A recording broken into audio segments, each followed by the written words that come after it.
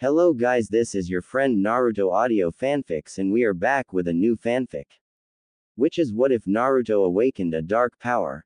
Naruto times Hinata times Sakura times Ino times Tenten times Anko times Harem, Part 1. And if you enjoy this fanfic then please press the like button and subscribe to my channel for more fanfic like this. And now let's start the fanfic. A bestial roar cried out in the night. On the night of the 10th of October, the Kyuubi no Kitsune was released from its own host, Kushina Namikaze ne Uzumaki due to her weakness at childbirth and Madara Uchiha's meddling affairs.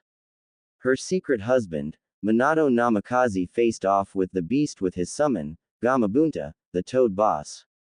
He shared one last look at the dark-haired indigo-eyed boy in his arms. I am sorry, little one. I know that I am being selfish, but I can't afford to seal the Kyuubi within my own daughter, Tokiko.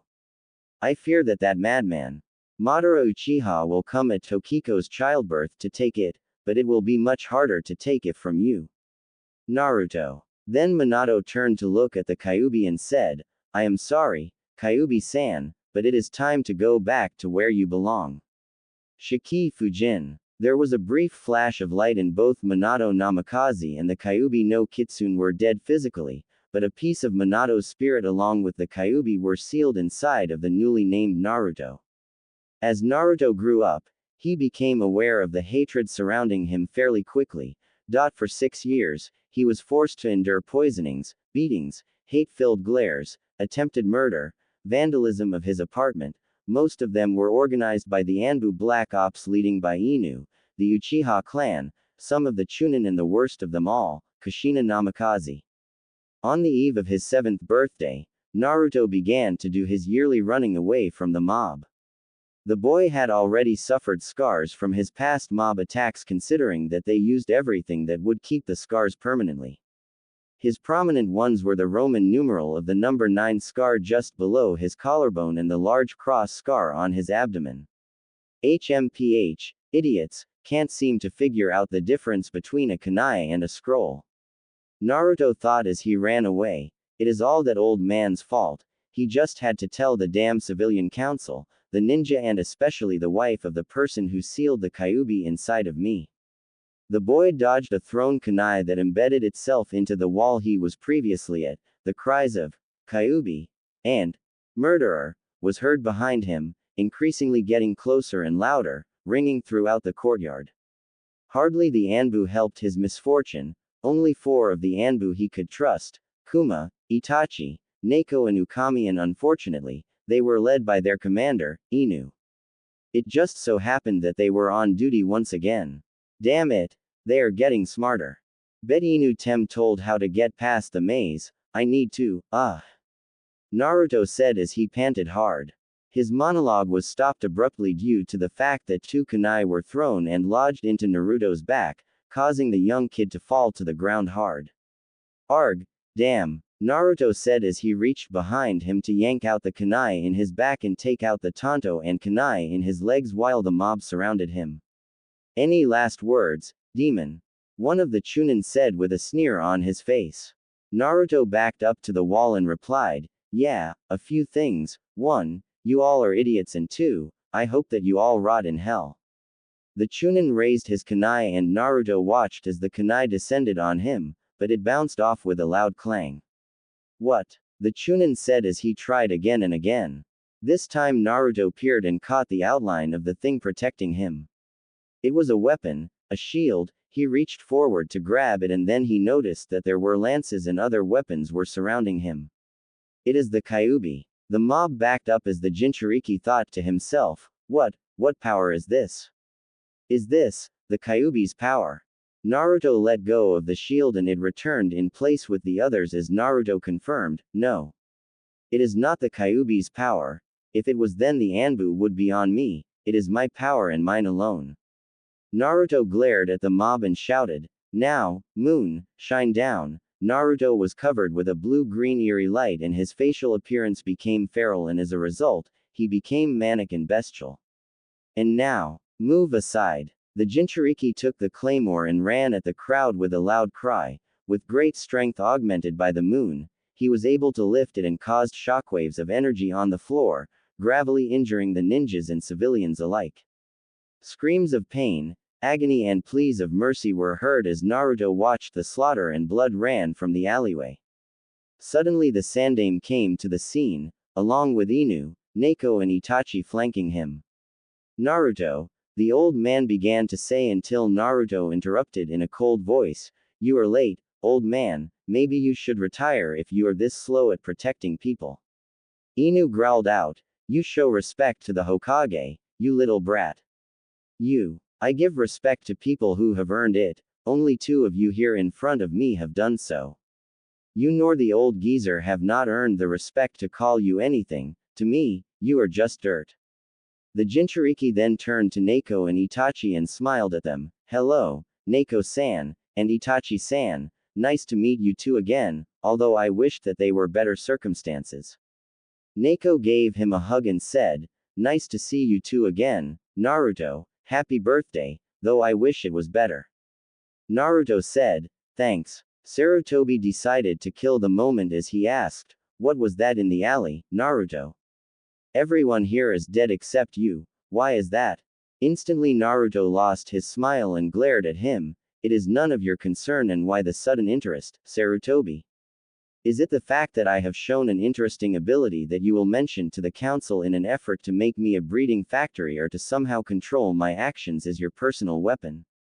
Sarutobi flinched a bit at the ice in Naruto's voice and eyes as the boy continued, "I think not. From now on, I will defend myself and anyone who attacks me for no reason will be persecuted and disposed off on their family's doorsteps. If anyone can get away with attempted murder, then so can I." "Naruto," Sarutobi began, but Naruto interrupted him once again, "You have no right to call me like you know me so familiarly. From now on, my name is Rutaxan and you will tell the council to address me as this until I deem people worthy of calling me that. I don't see a Hokage or the god of shinobi, I see a pathetic old man being bossed around by a weak council whose power have no jurisdiction over shinobi affairs." Inu had enough and sprang at Naruto, only for the boy's hidden lances to appear to pierce every vital organ and surround the Hokage's head. "So this is how you did it," Sarutobi thought to himself. "That goes double for you, Inu, this is your first and only warning and if you don't follow it, then I will kill you and those precious to you before your very eyes without shedding a tear." Naruto growled out. Inu bristled in anger as he slowly backed down and Naruto made his weapons disappear. He picked up the two kunai and tanto that stabbed him and walked back to his apartment. Sarutobi sighed and Neko asked, "Permission to speak freely, Hokage-sama?" Sarutobi heard the laced venom in Neko's tone and replied, "Permission granted. Just goes to show that you and this villager have up badly." The boy had no choice whatsoever in being the vessel of the Kyuubi no Kitsune and yet this village, his own village has tried to kill him many times since he could walk.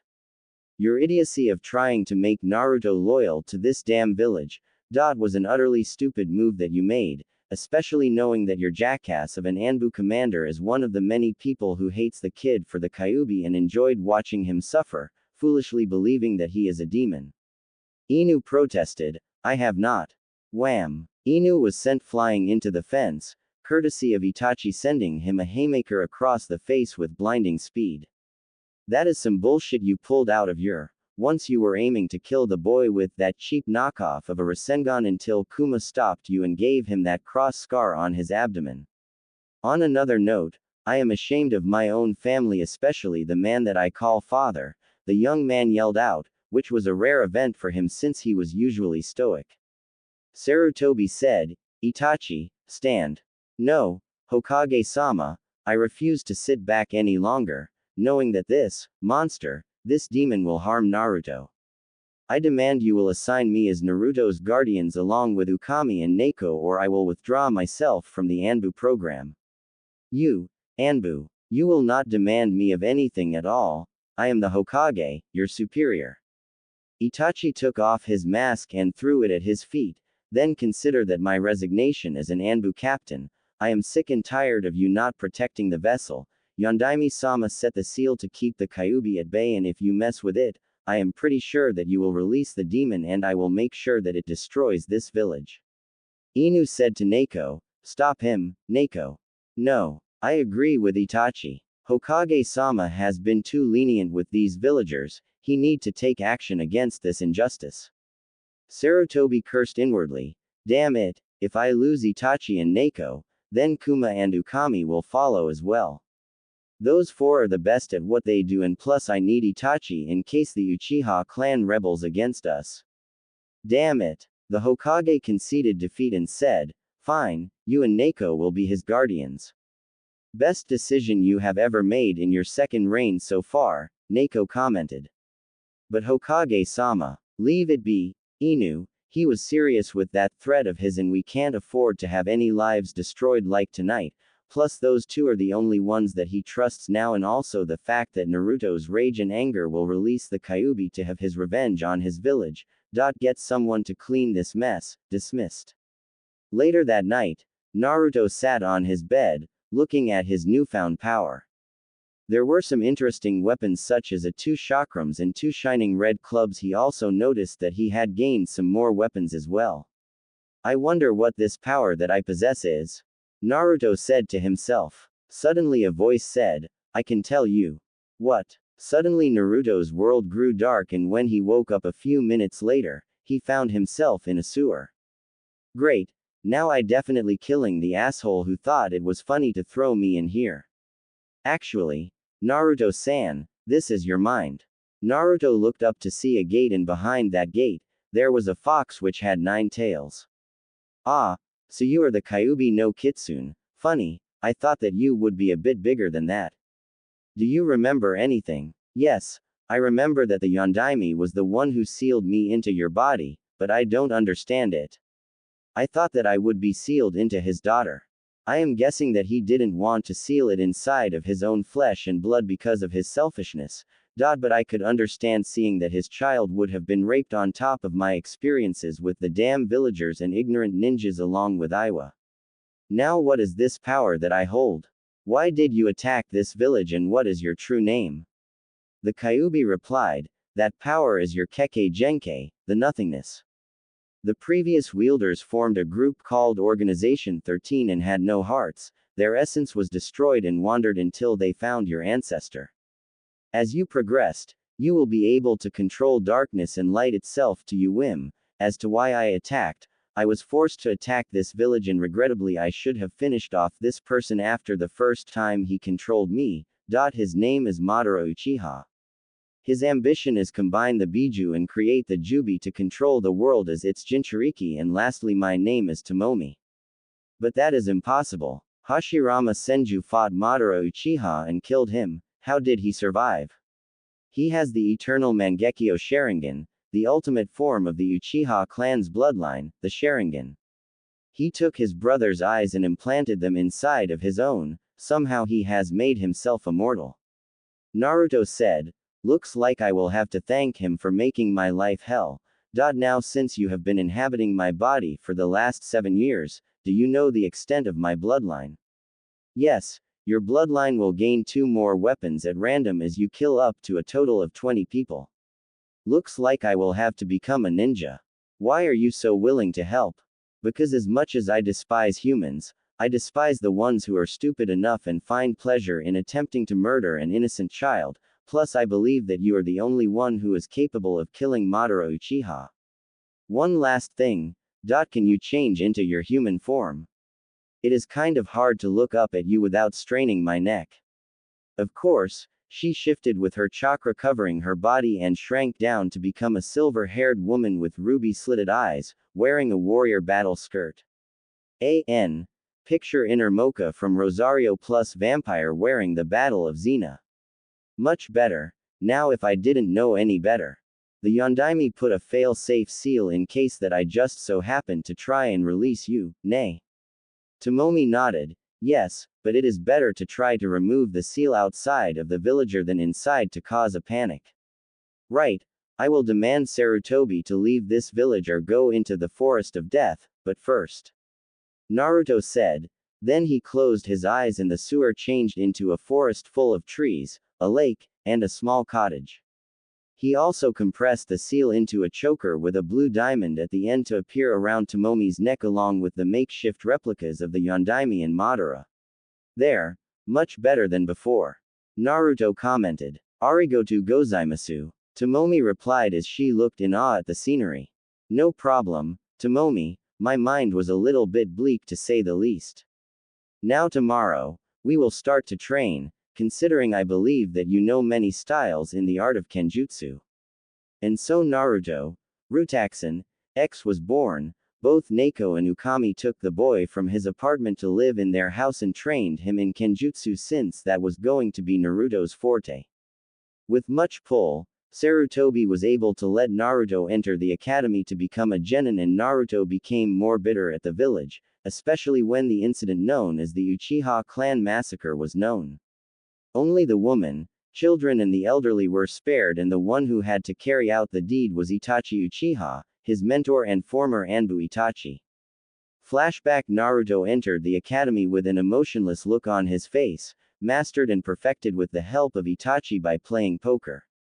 Looking at the classmates, he noticed that most of them were clan heirs. His eyes narrowed as he saw a pink-haired girl strode in, as he remembered when her mother and father would eagerly join in the annual mob attacks. He sat in an empty seal in the back by the corner next to the window, staying quiet and with his eyes closed. Then a brown-haired man with a birth scar on the bridge of his nose along with a silver-haired man with a believable kind smile on his face walked inside the classroom. Good morning, class, I am Aruka Yumino and this is my assistant, Mizuki. We will be your teacher for the next 4 years. Now stand up and state your name, age, hobbies, likes, dislikes and dreams. I'm Sakura Haruno, 8, my hobbies are picking flowers and brushing my hair, my likes are Sasuke-kun, my parents and my little brother, Takeshi, my dislikes are girls who think that they can get my Sasuke-kun. My dream is to become a great kunoichi and win Sasuke's heart. Shoji Akamichi, 8, hobbies are helping in the kitchen and eating, my likes are my friend Shikamaru, food and barbecue chips, my dislikes are people who hurt others, people who makes fun of my weight, people who judge others before getting to know them properly and eating the last piece of meat. My dream is to become the clan head of the Akamichi clan. Ino Yamanaka, 8, my hobbies are working in the flower shop, my likes are my family and Sasuke-kun, my dislikes are girls who try to steal Sasuke-kun away from me, my dream is to become the head of the Yamanaka clan, a great interrogator and marry Sasuke-kun.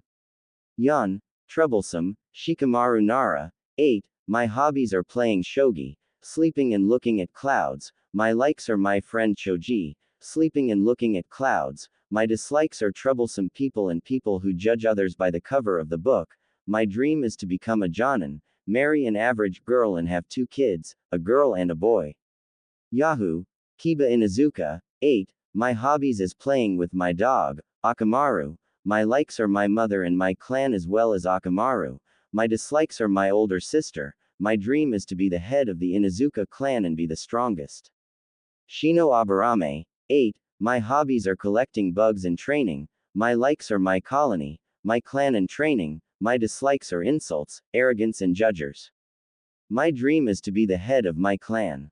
Hinata Hyuga, 8, my hobbies are flower pressing, cooking and training, my likes are the moon and cinnamon buns, my dislikes are seals, judgers and arrogance.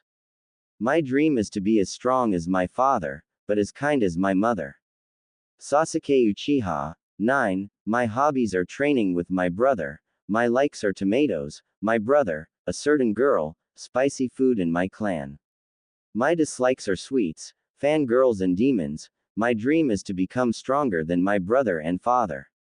The class grew quiet after the fact that Aruka had to use his patented big head jutsu to shut up the girls from squealing over Sasuke, overlooking the fact that he specifically said that he hated fangirls. Amy, 8, my hobbies are training, looking at the stars and dancing in the rain, my likes are chocolate and stargazing. My dislikes are girls who give kunoichi a bad name, arrogance, and people who judge others unknowingly. My dream is to become the strongest kunoichi ever.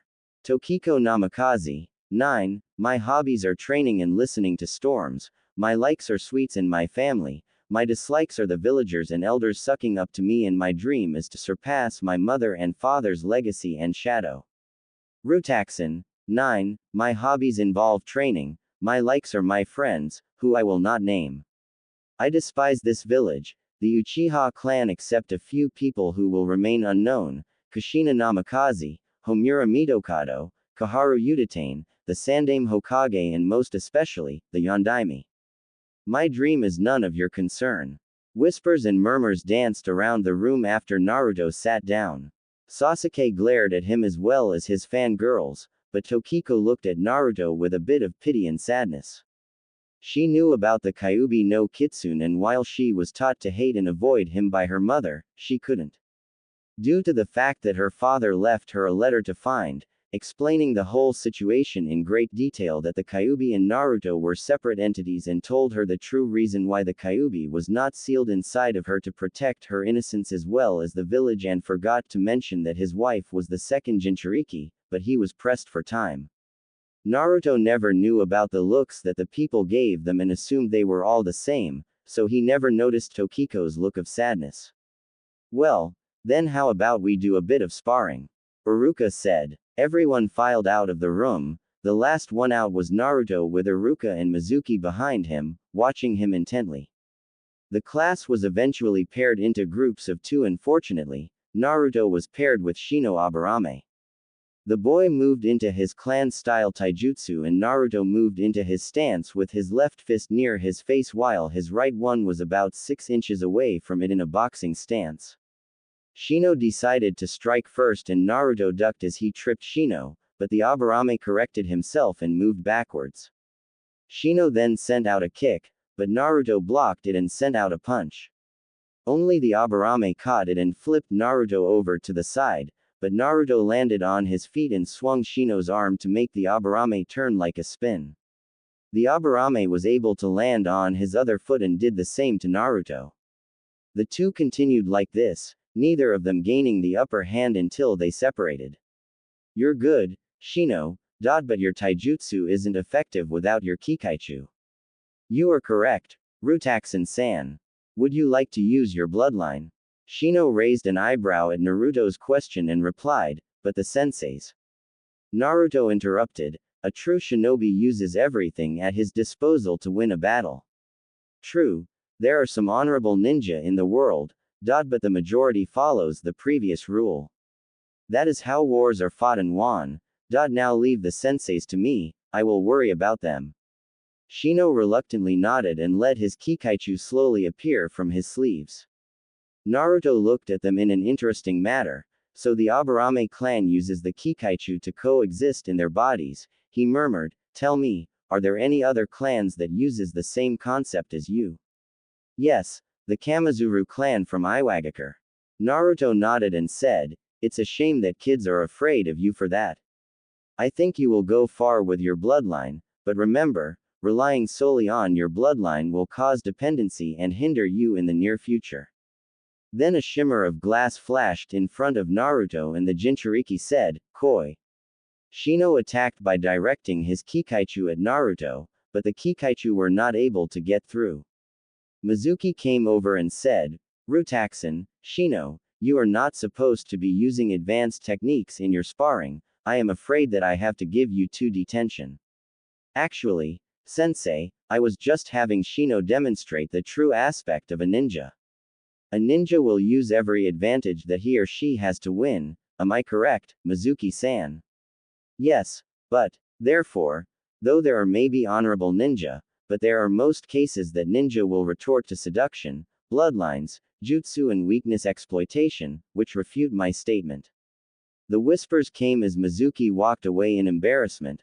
I guess if you two are doing that, I can't give you detention on those grounds. Very good for you two to think about that scenario, see carry on. Shino turned to Naruto in surprise, who only winked at him. If you are wondering why your Kikaichu could not seem to reach me, here is the reason. Naruto made his nothingness bloodline to appear briefly. That was my bloodline, the nothingness. I can use these unique weapons to shield me or attack with a simple command from my mind. I can also hold weapons to attack a person, levitate or even teleport much like the Hiraishin. Shino replied, impressive, Rutaxin. Please, call me Naruto. I feel that I can trust you, Shino, with my real name and my bloodline. Why? Let's just say that I know what it feels like to have everyone avoid you for something different. Uruka said, okay, time to test your physical strength, you must run through this obstacle course. The class spent the day running through it. Naruto had the highest score due to his run-ins with the mob, much to Sasuke and Sakura's displeasure. Then he strode home until he was stopped by Kuma. Hey, Kuma-san, what do you need? Sorry to bother you, Naruto-kun, but it appears that Hokage-sama has to decide to tell the esteemed council about your bloodline and they want to discuss it with you. Kuma spat out. Naruto's eyes narrowed. Well, then let's see if I can't cause a bit of chaos in the room. Kuma clutched Naruto's shoulder and did the Konoha Shunshin to reach the council. So what do I owe the so great and powerful council this wonderful visit? Naruto said sarcastically. We just so happen to hear that you have a bloodline, Koharu said. And, Naruto said, and why didn't you or the Hokage inform us about this? Because it was none of your business, and since when have you care about me? Less than half of you don't care and several of you tried to kill me in the past, so far none of you have succeeded and never will. Kushina angrily shouted out, you will respect this council, boy. Naruto retorted, HMPH, like you respect your husband's last wish. Ha, this council has hardly done anything for me, yet you want respect. Like I said to Sarutobi a year ago, respect is earned, not given, and you have not earned it. The Namikaze bristled in anger. Leave my husband out of this. Former husband to be exact. It seems that I have struck a nerve, Lady Namikaze. Maybe you have realized that your idiot of a husband sacrificed a random child's life instead of sealing it into his own. He never realized that you along with this whole village would have praised her for it. Because of his stupidity, my life has been hell. Kushina jumped over the table to strike at Naruto, but the Jinchuriki allowed the kunai to clash against his shield of weapons. What is that? Fugaku asked, thinking of ways to get Naruto's bloodline to merge with Naruto's bloodline along with Uzumaki's life longevity and chakra capacity. It is none of your concern, Naruto replied coldly. Homura slammed his fist against the table. You will tell us or what? Revoke me from being a ninja? I can just go to Iwa or Kumo to become one since I would be a civilian. You don't really need me at all. The council's faces paled except the minor clan head and Hiashi at Naruto's statement. The Jinchuriki continued, unless this happens, I get access to the ninja stores, food stores and get treatment like any respectable person. That last rule will be enforced by yours truly and him alone. This is the best deal I will and can offer you all. The civilian side began to cry out in outrage along with Kushina and Fugaku. Too bad, this is shinobi affairs and all of you owe me for holding the Kyuubi. The room grew still at Naruto's comment and Sarutobi stuttered, how? Come on, I practically said it earlier when I mentioned the coward formerly known as the Yondaime Hokage. Yes, I know about the Kyuubi, it would kind of sink in considering the mob shouting, let's kill the demon fox, all of the damn time. Good thing I killed the last mob. Instantly Homura shouted, you will be executed after we breed your bloodline. Try it. I could kill you in a blink of an eye, nobody but me can activate this bloodline, plus killing me means Kyuubi gets released. Now shut up and sit and spin on Koharu's, back to my deal. Hiashi then spoke up, I agree with it. Koharu hissed, Hiashi. I mean, Rutaxin-san is right, we all owe him our lives. Despite the fact that the sealing was not to his consent, we should all respect him as a human being. Furthermore, I believe that Rutaxin can be an asset to this village if he decides to stay. Inoichi piped up, the Yamanaka clan follows the Hyuga clan's statement. As do the Nara clan. As do the Akamichi clan. as do the Aburame clan. The Inuzuka clan is in favor of the pup's deal. Sum said with a wolfishly grin. Kushina said, I can't believe this. How can you justify this unfair deal? How can you justify your husband to be selfish? He could have used Tokiko-chan for the ceiling and you would have fought tooth and nail to protect her along with Kakashi, and all of Konoha would have protected her from even the Shinigami himself. Instead he chooses a random baby born on the same night as your daughter to seal the fox. In all, you should be shunned and Naruto should be revered. This deserves his vengeance against this village because of the crimes against him. Sum retorted hotly. Kushina replied, but he is a dem. Shing. Instantly 2 lances appeared, aiming at her heart and forehead. Finish that sentence. Come on. One more syllable. Give me the reason to make you join your fool of a husband in the 9 levels of Makai. Naruto growled out. Wisely or out of sheer defiance, the Uzumaki Namikaze matriarch shut her mouth and Naruto made his own weapons disappear. The Namikaze clan disagrees. Kushina said, staring at Naruto in his blue eyes. The Uchiha clan declines. The Sarutobi clan declines. Like it makes a difference, Naruto said. Goodbye, esteemed council, pray that we don't meet again. Well, except the shinobi clans excluding the bitch, bastard and old monkey.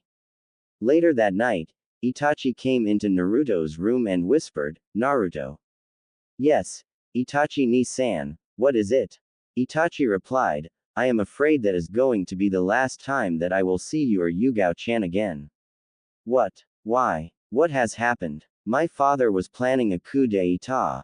They also plan to use you as a weapon and breeder, so Homura, Kaharu and Sarutobi have ordered me to kill them. What about Danzo? He is good. He was able to spare the children, elderly and my mother. So stay strong and never give up, never back down. Watch over my stupid brother and try to make sure he doesn't do anything stupid. Got it, Naruto Aniki. Naruto wiped away his tears and nodded, alright, Itachi ni-san. Itachi gave Naruto his old tanto and said, also be careful and watch out for the council. I have left some incriminating evidence to help you against them along with your own. How did you? I trained you. I know how you operate a bit, thanks for helping. Naruto nodded silently and Itachi gave him a standard poke to the forehead and disappeared in a kanshunshin. The last memory of Itachi in Naruto's mind was his soft smile, the only true smile that he showed to his brother, Naruto and Yugao. Flashback ends. The next day, Naruto returned to the academy and the latest gossip was what happened to Sasuke's family. Did you hear what happened to the Uchiha clan last night? No, what happened? I heard that most of them were killed last night by Sasuke's own older brother. Really? Is Sasuke-kun alright? Yeah, he is supposed to be in the hospital. I doubt that he would come to school after what happened to his dad. My dad said that there was nothing left to actually confirm that it was his body. Naruto inwardly smirked at that comment. Thanks, Itachi ni-san, for the early birthday present. He thought to himself as he looked up in the sky to see a raven fly by. Soon everybody filed in the class, discussing the Uchiha clan massacre. Iruka said, okay, class, settle down, today. Suddenly Sasuke Uchiha walked in along with his mother Makoto and Mizuki. Welcome back, Sasuke, Iruka said. Sasuke grunted. Gone was his smile and replaced with an ever-present scowl on his face. Well, then take your seat. The brown-haired Chunin said. Sasuke strode to his desk and sat down with his fingers interlacing within each other, hiding his mouth. Great. Now who was the first Hokage? Iruka asked. Soon lunch came in and Naruto sat in his usual spot under the tree, eating his bento. His ears perked up to someone silently crying and Naruto looked behind him to see that it was his old friend Tenten, who was a year older and in a higher year than him. Hey, Bun, what are you crying for? Naruto asked. Tenten's body froze for a moment and she quickly rubbed her tears away to see a smirking Naruto. Naruto-kun. In the flesh, so how is life, Mouse-chan? Fine. Number 13. Both Naruto and Tenten met each other at the orphanage and became friends when Tenten shared her lunch with him. Naruto had many nicknames for Tenten, but on the other hand, Tenten couldn't find a single one except number 13 since he was always seemed to be unlucky. Oh, then why were you crying? Naruto asked in a serious tone. Tenten bowed her head and mumbled something to him, but Naruto replied, "Come on, Tenten, what is the matter? Everyone seems to hate me in my class because I seem to have a knack at weapons. Well, everyone except Ayane-san and Lee-san. That is it. You are crying because of that. Just do what I do, ignore them.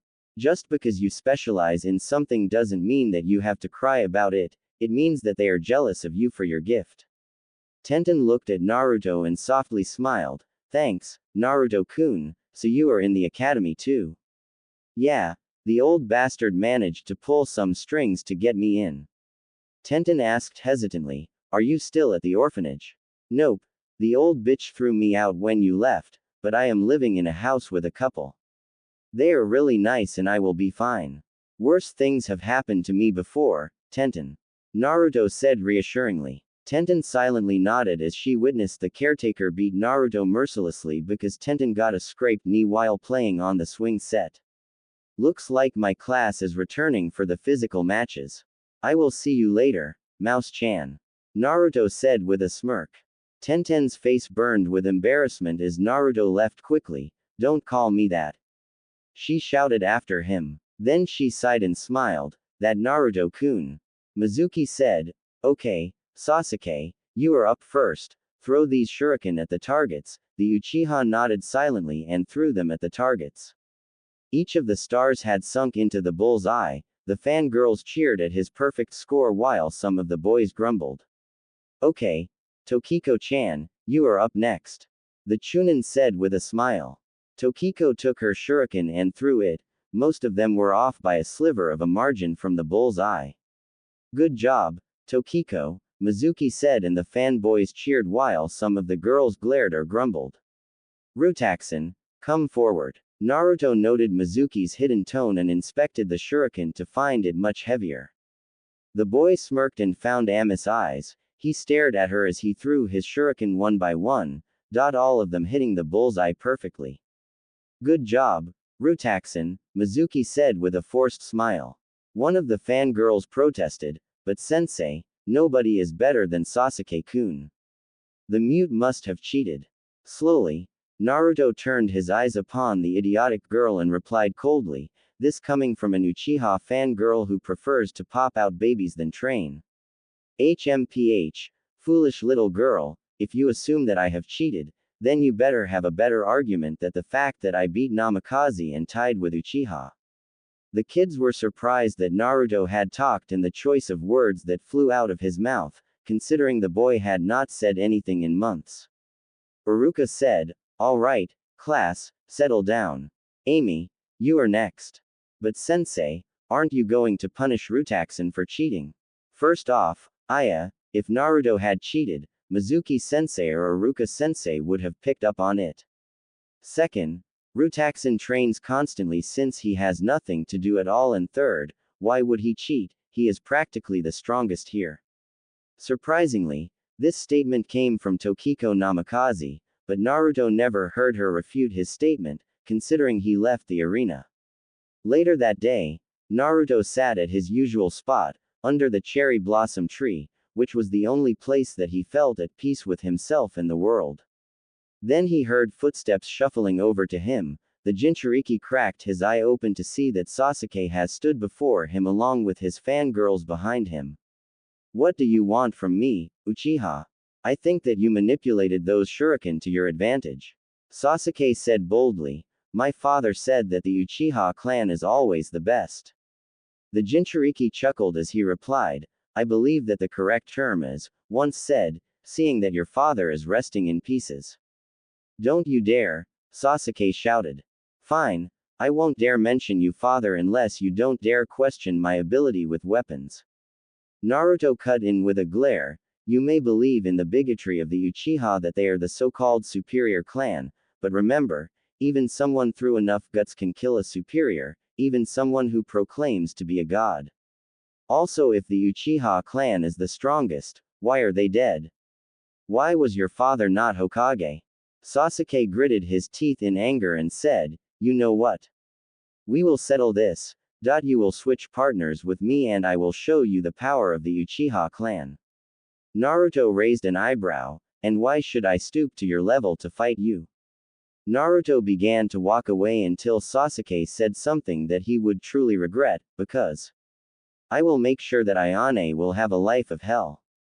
"What did you say?" Naruto whispered. "I said I will make Ayane's life a living hell. You bastard. She is your cousin, for God's sake." Naruto thought in anger. Ayane Uchiha, the daughter of Mitsuki Uchiha and the result of a rape event. When she activated her Sharingan, the clan found out that the colors were inverted. Her tomo marks were red instead of black and the background was black. Due to that factor, she was mistreated because of her impure blood and was automatically assumed as a weak link in the clan because her own mother was not able to protect herself from being raped. How Naruto met her was when she ran to the sakura tree that the Jinchuriki was previously under when she was being picked on by some of her classmates. "She is a failure just like you," Sasuke replied with a smug smirk on his face. Naruto clenched his fist and teeth. "Fine, I will switch with your partner Shino." "Good." Then the fangirls, along with the Uchiha, left the Jinchuriki alone, not noticing the wind swirling around him, and his eyes slowly turned to a slitted red. "Itachi ni, Ayane-chan, Makoto-san, I'm sorry, but Sasuke just picked the wrong button to push and he is going to get knocked down a few pegs," he thought vehemently. Later, during sparring, Naruto was true to his word and switched from Shino to Sasuke. As he stood in front of the Uchiha, Sasuke turned to say, "You showed up, I thought you were going to run away. You never gave me much of a choice, Uchiha. Now hurry up and let's be quick about it." Naruto replied in monotone. Sasuke visibly scowled at his tone since it reminded him about his brother on the night of his father's murder. The Jinchuriki slipped into the Academy Taijutsu style while Sasuke moved into his family style. The Uchiha attacked with a vicious right hook, but Naruto leaned back to avoid it and then he had to dodge a kick to his knee. Naruto quickly threw a punch at Sasuke, but the arrogant Uchiha caught it and threw him to the side, but Naruto corrected himself and sent a chop to Sasuke's wrist, breaking his hold on his arm and gave the male Uchiha an uppercut, sending him to the ground. Everyone gasped in surprise to see that the Uchiha was knocked down first, and Sasuke jumped up angrily as everyone stopped fighting and went to see the battle. The Uchiha charged at his opponent, but Naruto ducked quickly and lifted up to flip him and make the Uchiha land hard on his back. "I will not lose to you," Sasuke declared as he sent a high kick to Naruto's head, but the Jinchuriki dodged it only to meet Sasuke's fist in his stomach and then his face. Naruto backed off for a moment to wipe his bleeding lip and noticed that Sasuke was a bit haggard due to his aggressive attacks. Naruto shifted his stance a bit and waited for Sasuke to come to him and make a stupid move, which didn't take that long because patience was never one of Sasuke Uchiha's virtues. Actually, as a matter of fact, he didn't have many virtues at all. The Jinchuriki sighed as he ducked and performed a sweep kick, tripping Sasuke and then sent an elbow to the solar plexus, knocking out the Uchiha out cold. "Never, ever threaten the lives or well-being of the few people that I respect and or care about, Uchiha. I have already lost 2 people in my life to your clan's arrogance. I will not let that arrogance destroy another person's life," Naruto whispered as he walked away. Ting. Naruto slowly turned to see a kunai point first on the ground and follow the path to see Sakura Haruno's outstretched arm and the look of anger on her face. "How did you deflect that? I didn't even see you move," she asked. "No," demanded. "Why did you throw that kunai at me?" Naruto replied coolly. "Because you hurt Sasuke-kun, you freak." She replied. "No," screamed. "It was a spar, Haruno-san. Of course I hurt Uchiha-san. In a fight, there are no terms that say when an Uchiha appears on the scene, that opponent must bend over and take his punishment for facing him like a bitch. No, A true ninja would fight back, and if you don't want me to maim your ugly face as it is, then I suggest that you don't be so stupid to attack me. HMPH. Smartest kunoichi. My. Naruto said as he turned away. Mizuki replied, Sakura, take Sasuke to the infirmary and don't do anything to him. Rutaxan, tell me just how did you block Sakura's kunai? Why should I tell you? You never gave two shits about me until today, Mizuki. Go to hell, Naruto said in a cold voice. The Jinchuriki moved away back to his tree and waited for them to finish. You know, you didn't have to do all that to him, Mr. 13. A familiar voice said in a light tone, causing him to smile a bit. HMPH, your cousin was an asshole, I can't help that. So Tenten told you that I am in the academy, Ms. 14. Yeah, I heard about the challenge from those fangirls, couldn't keep their mouths shut. I am sorry that he forced you to fight because of me, damn Shisui, I'm glad that Itachi ni killed him. Naruto nodded. Yeah, me too, so how have you been lately? I have been better since the massacre happened. Since Makoto-sama is in power now and reinstated as a Jonin, she has been protecting me a bit from harm, and now I just have to worry about Sasuke Tem.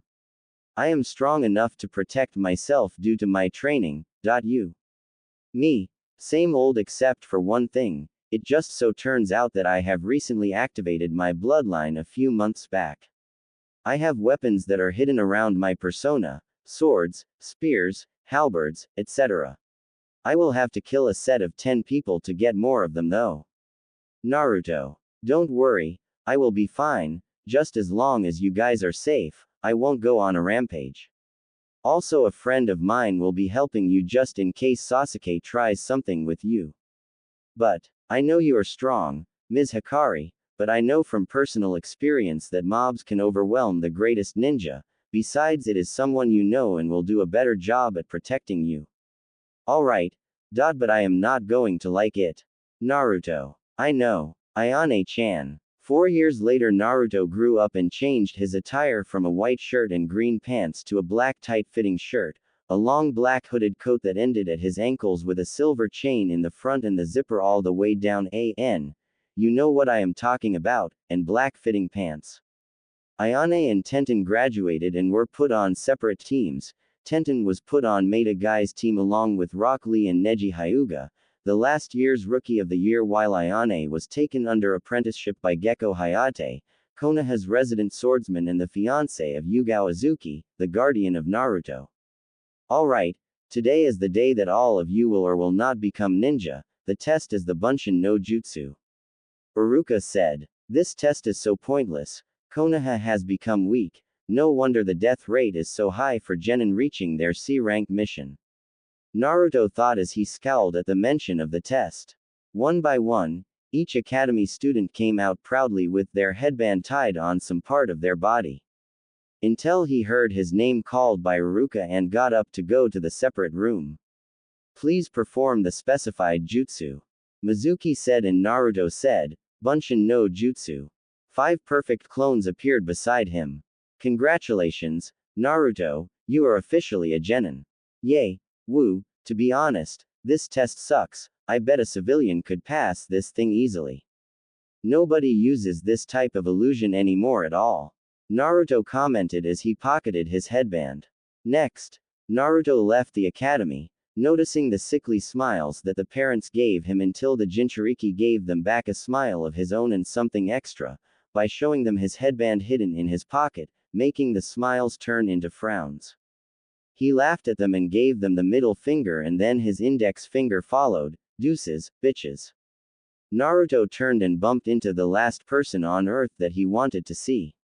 You, the person said. Yes, me, what the hell do you want, Namikaze? Do you have something else better to do than try to kill the one who holds your coward of a husband's killer? The woman known as Kushina Namikaze ne Uzumaki replied in a whisper, How did you pass, Akuma? Naruto whispered back, You know, for someone who once held the Kyuubi inside of your gut, you are pretty hypocritical. Does that make you a former demon? Maybe I should tell your daughter behind the history of the Uzumakis and the Kyuubi no Kitsune. Maybe I should tell the real reason why her father died. After all, it was your own fault that the Kyuubi was released. Kushina's eyes widened and grew furious as Naruto walked by as he said, "Be careful of how you deal with me, Kushina, because if I so desire, I could release her from this prison to kill you, the village, everyone, well, except a few people that is. Sayonara." Kushina thought, "I didn't kill Minato, the Kyuubi did. You are wrong, demon, it was you." "Ka-san, what is wrong?" Tokiko said as she approached her mother. Nothing, Toki-chan. I was thinking about how to give your graduation present," Kushina said as she glanced at Naruto's retreating back. So he knows everything about the connection of the Uzumakis and the Kyuubi, but the Kyuubi was never responsive to me, so how does he know about the release of the fox? Night Naruto practiced with his bloodline and taijutsu, considering that it was the only time that he was able to let loose without worrying about the Hokage monitoring him with his damn crystal ball. Then he heard some shouting and noises of a battle. The boy went to investigate to see Mizuki and Iruka locked in battle, and it didn't look like a friendly battle at all. Naruto glanced at the scroll on Mizuki's back along with his Fuma Shuriken to recognize it as the Scroll of Seals, which was filled with forbidden jutsu and seals, including the one that was on his stomach. Why would you put a scroll of kinjutsu somewhere in the Hokage Tower and tell that information to Chunin and up? Of course, some idiot is going to get power hungry. Naruto thought as he took a spear and launched it between the two combatants. Rutaxin. Iruka is trying to steal the scroll. Take him out now, Mizuki shouted. Cut the crap, Mizuki, and since when have you ever told the truth?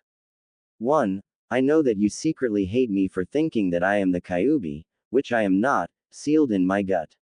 2. You are aiming to kill and dismember instead of fighting to capture and incapacitate. Naruto stated. Mizuki chuckled and replied, "You are right, I thought that you would be dumb enough to believe me, but I see that it will not work. Die, demon." Iruka yelled, "Rutaxin-san, run." Naruto blocked the shuriken with his bloodline and the swords appeared. Mizuki, you wanted to know why I could block that kunai from Sakura 4 years ago. Meet my bloodline, the Rei no Ken. Mizuki took out his 2 Fuma Shuriken from his back and put the scroll of seals down. He took a stance as he said, "I am going to enjoy killing you." Picture Axel's stance from Kingdom Hearts 2. Naruto jumped down in front of Iruka and smirked as he pulled out 2 swords from their invisible form.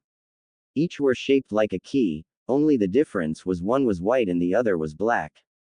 2. Where did you get those? The traitorous bastard asked. For a Chunin, you are not very smart. I just said my bloodline is made up of invisible weapons. Now I want you to meet Oathkeeper in Oblivion. Here is a little history.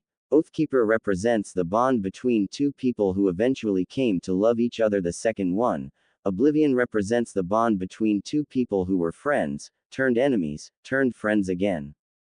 The wielder of their 2 weapons' name was Roxas, the nobody of Sora, the key of destiny. Then Naruto thought with an inward smirk, but that is not all of his abilities. He can glide at fast speeds, so fast in fact that he leaves behind a lens flare, and control 13 sword-shaped shields of light energy which can connect to form a laser array. Also levitate his keyblades in the air and can also counter any extended combo with a more powerful one of his own, even creating a ring of damage just by twirling them in a circle. His special attack involves him floating in the air and shooting his 13 light shields around the arena, which then light it up in a thick twilight mist as Roxas begins shooting blue spheres of light at his opponent from energy gathered in his hands. Judging by the video of his style, he often attacks rapidly from side to side, confusing the opponent, leaving a trail of light behind him. Mizuki smirked, I wonder how powerful they are once I defeat you and take them from your dead hands. Come on, I make your misery all stop.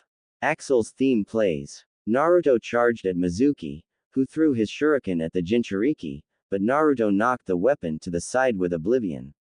The traitor smirked as he pulled back on his unoccupied hand back, and Naruto's eyes widened as he dodged to the left to avoid getting split in half, only to suffer a gash on his side. Naruto swung Oathkeeper at Mizuki, who blocked it with his left shuriken, and then the silver-haired man tried to do a sweep kick, but the young swordsman jumped back. Mizuki jumped into the air and Naruto followed him on the tree trunks, clashing against him in midair. Then the Chunin seemingly floated in midair for a moment as Naruto pushed off of the trees and made Mizuki crash into the floor. Iruka was in shock to see that a newly graduated student of his was kicking his former friends up and down the forest. Die! Mizuki shouted as he tried to impale Naruto with his shuriken, but Naruto used Oathkeeper to send it upwards and used Oblivion to sever the wires connecting to Mizuki's fingers. Then Naruto's eye turned crimson as he said, "You first, traitor." The Jinchuriki threw Oathkeeper at Mizuki, who dodged it and threw his shuriken in retaliation. Again, Naruto used Oblivion in a two-handed strike to slice the shuriken in half, rendering Mizuki's primary weapon useless. The Chunin, desperate to get away to his master, flashed through hand signs, Kaden, Hausenka. Naruto was forced to dodge the flaming fireballs while Mizuki dashed toward Genesis. If Mizuki had stood there a minute ago, he would not have failed to notice the devil's smirk appear on Naruto's face. As soon as Mizuki grasped the hilt of Oathkeeper and turned to face Naruto, his eyes widened to see the weapon flash back in Naruto's hand, which just so happened to be in front of him. The boy performed a cross slash on his torso. "Looks like I win, Mizuki Tem. Now please have a nice life in hell and send my regards to the Shinigami and be sure to tell the Yondaime that he is a coward as well as an idiot." "I knew you were a demon," Mizuki gasped out, making Naruto frown, and the Jinchuriki stabbed him in the stomach. "Now let's get something straight here, I am not a demon. I am a Jinchuriki, a human whose life was sacrificed because of one man's cowardice." He yanked it back forcefully, making Mizuki back up, holding his stomach, and fell dead. "Welcome to hell, bitch," Naruto said as he spat on Mizuki. Then he had a sick idea. He walked towards Mizuki and relieved himself on his head before turning to Iruka. "Are you alright, Iruka-sensei?" "Why yeah, thanks, Rutaxan. My name is Naruto. You have earned the right to actually call me by my real name, Iruka-sensei." Then the Anbu showed up and Naruto commented, "Wow, you guys are later." By now, Mizuki would have been long gone with the scroll of seals. "Damn, maybe I should have done pranks and wore a neon orange jumpsuit to have you guys chase me. Oh, well, sayonara, have fun with the cleanup crew, and he is dead, so you have fun." The Anbu grabbed Mizuki's piss-covered, bloody corpse while Naruto took the scroll of seals and Iruka back to the hospital, but left the real thing hidden in the forest and later made a copy of the scroll to return it after the Hokage went home. Naruto came home and called out, "Hayate, Yugao, I am home." The two lovers came out to see Naruto in his blood-stained clothes, making Hayate comment, "Oh, for the love of all that is holy, Naruto, what the hell? This is the 5th time this month that you came home covering in blood. Hey, the last one was justified. You would kill the bastard too if he tried to stab your nuts with a potato peeler. Anyway, turns out that Mizuki tried to go rogue and take the scroll of seals along with killing Iruka-sensei. I was in the area and stopped it by fighting him. He should be in the morgue by now with a hole in his stomach." Yugao replied, "You are well in your right and acted accordingly. You did that to give Sarutobi more paperwork, didn't you? That and Iruka-sensei was very kind to me, strict on the teaching, but kind. Well, I better go get some rest, so I can report the events despite the fact that he was probably watching the whole thing." Yugao said, "Good night, Naruto." As the boy went upstairs, Yugao sighed, "Hayate-kun, our village is full of idiots, including my sensei. The more they push, the more brutal Naruto become." Hayate replied, "I know, my love, life has been a bitch to Naruto, and Konoha has made him into who he is today. I just pray and hope that some dumbass is not stupid enough to harm those that he holds dear, or else Naruto will become an unstoppable force to crush this village down to its roots. And I, for one, will not help this village when the time comes." Next day, Naruto appeared in front of the Hokage and the council. Welcome, Rutaxin. I will not tell you again, Sarutobi. Welcome, Rutaxin, please have a seat. I prefer to stand, Hokage-sama. Naruto said. Everyone heard the laced venom in Naruto's voice as he said Hiruzen's title.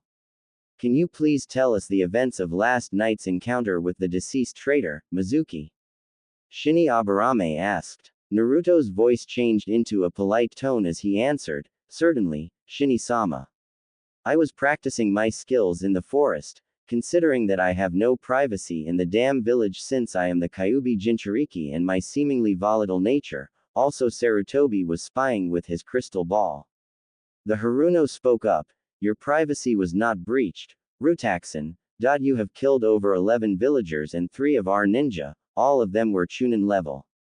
Naruto replied, because of the fact that they attacked me and broke the law of the Sandaime that the younger generation, including myself, was not to know about the Kyuubi and my proposed threat was not to be called monster, freak, demon, etc. I am not a time bomb, plus you wouldn't want to be interrupted during your with most of the civilian council, Homura, Sarutobi and more importantly, the late Fugaku Uchiha. Saya Haruno paled in fright as Makoto growled at Naruto as she activated her Sharingan to intimidate him. Care to elaborate on that accusation, Naruto-san? Choose your words carefully and if you are lying, I will know. The Jinchuriki walked up to her position and stared into her eyes, making the Anbu tense up and their hands inched closer to their weapons. He took out 5 pictures from inside of his shirt and set them face down in front of her. As he flipped them over, the pictures of Fugaku Uchiha and Saya Haruno got more raunchy and promiscuous as Naruto flipped over them. He watched in amusement as Saya's face blushing at the memories and paling at Makoto's expression. The Uchiha matriarch's hands were trembling. Do you recognize any distinct marks that you know are on your deceased husband? The Jinchuriki asked. Yes. The birthmark on the left shoulder is shaped like a pentagon, it is real. Makoto said quietly. Kushina replied, glaring at Naruto for causing her friend pain, Miko-chan, it could have been a trick, he could have used a genjutsu. Naruto sighed. For the last time, you stupid bitch, I don't know any illusions. Hell, I can't even perform a genjutsu because of my immense chakra that your husband oh so happily sealed into me. The only thing that is good about it is that I am immune to genjutsu. Oh, and you can thank Itachi for giving me the information about your husband, Makoto-san. As the saying goes, keep your friends close and keep your enemies closer. He did a white lie. He could do illusions with Zexian's lexicon, but he would have to get that person or people inside the book to actually activate it. Sarutobi began, but we are not your enemies. Ha, not my enemies, that deserve another laugh. Ha, I could see the greed in your eyes. You wanted me to be loyal to be a living weapon since I held the Kyuubi and now my own Kekkei Genkai. The civilian council looked like they were going to pay off some civilian whores to gain my trust and impregnate them with my seed. Old mummy man wants my power under his thumb. In my eyes, you are the enemy, the rest of you. I am a bit wary of you except the tomato head. Just then Kushina attacked Naruto, who took out one of the whirlwind lances out to block her katana. You know, I would kill you right now for attacking me, but I would rather make you suffer just living as a reminder of your husband's failure. Kushina growled and the Sandaime shouted, Kushina, compose yourself and stand down. This is a meeting, not a battlefield. The Namikaze matriarch sat down, glaring at Naruto while Makoto whispered, when did this happen and how did Itachi know? When did this start? Naruto's eyes softened a bit and said, are you sure that you want to know, Makoto-san? The Uchiha matriarch bit her lip as tears of anger, hurt and betrayal threatened to fall. Yes. It started 2 years before the massacre happened. Itachi knew something was up with Fugaku, but he couldn't prove because the bastard was too slippery. One night I overheard him talking about his predicament to Taka and decided to do it because of good stealth training and excellent blackmail in case Fugaku would try anything against me. I watched both Fugaku and Saya's patterns. Every Thursday and Sunday, they got busy at the hotel, signing in as Yusuke and Ayane Hibiki. After 2 hours, the henge on both of them would fall. Saya shouted out, "That is not true. Shut it, wench, or I will rip out your tongue, I will deal with you later." Makoto spat out in hatred, turning her red eyes upon the Haruno. "Please continue, Rutaxan-san," the Uchiha matriarch said as she turned her gaze on her. "Actually, you just earned the right to call me by my real name now, nice intimidation act, by the way. Anyway, I set up in the closet and used a camera equipped with night vision and also without flash or noise. I also have a video of it if you didn't believe the pictures. Why did you wait until now to reveal this? 1. You were in love with the bastard and in mourning, therefore you wouldn't have believed me at all. 2. False security for the Haruno to believe her dirty little secret was safe. 3. I couldn't get close enough because Fugaku would have harmed you and a friend of mine in your clan to control my actions. 4. You are friends with the tomato bitch, there was a possibility that she would have brainwashed you into thinking that I am the sword instead of the sheath.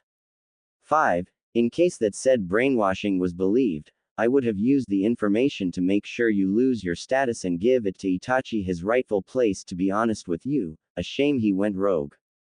Who is this friend of his in the Uchiha clan? Kushina thought, I may be able to use him or her as leverage against that demon, but I just hope that Miko-chan doesn't find out about it. I see, thank you for being honest with me, Naruto-san. What? You can't be serious to believe this, boy over your husband. A random member shouted. Let's see, pictures that were confirmed by Makoto-sama herself, check.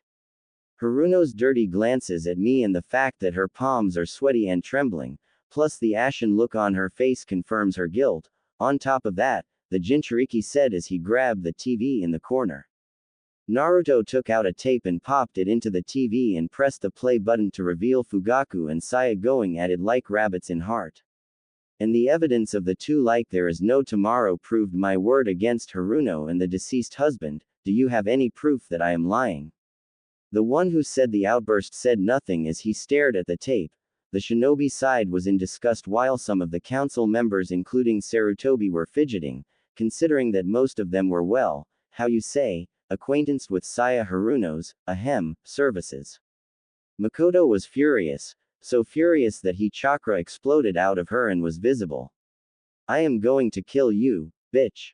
She shouted as she stalked towards Saya, who was whimpering in fear, but Naruto appeared in front of Makoto and said, I can't let you do that, Makoto-san. Give me one good reason why. Her child, hers and Fugaku's. Takeshi Haruno is actually Takeshi Uchiha. Saya gasped, how do you know that? Remember, I am immune to genjutsu, but I have to say it took me a while to figure out that seal that Fugaku placed on him before he died. Naruto replied, but that doesn't change the fact that I can't kill her. I have grounds to go it. Makoto said, her hand twitching in a claw motion. Naruto said, you are right, but I have a better idea.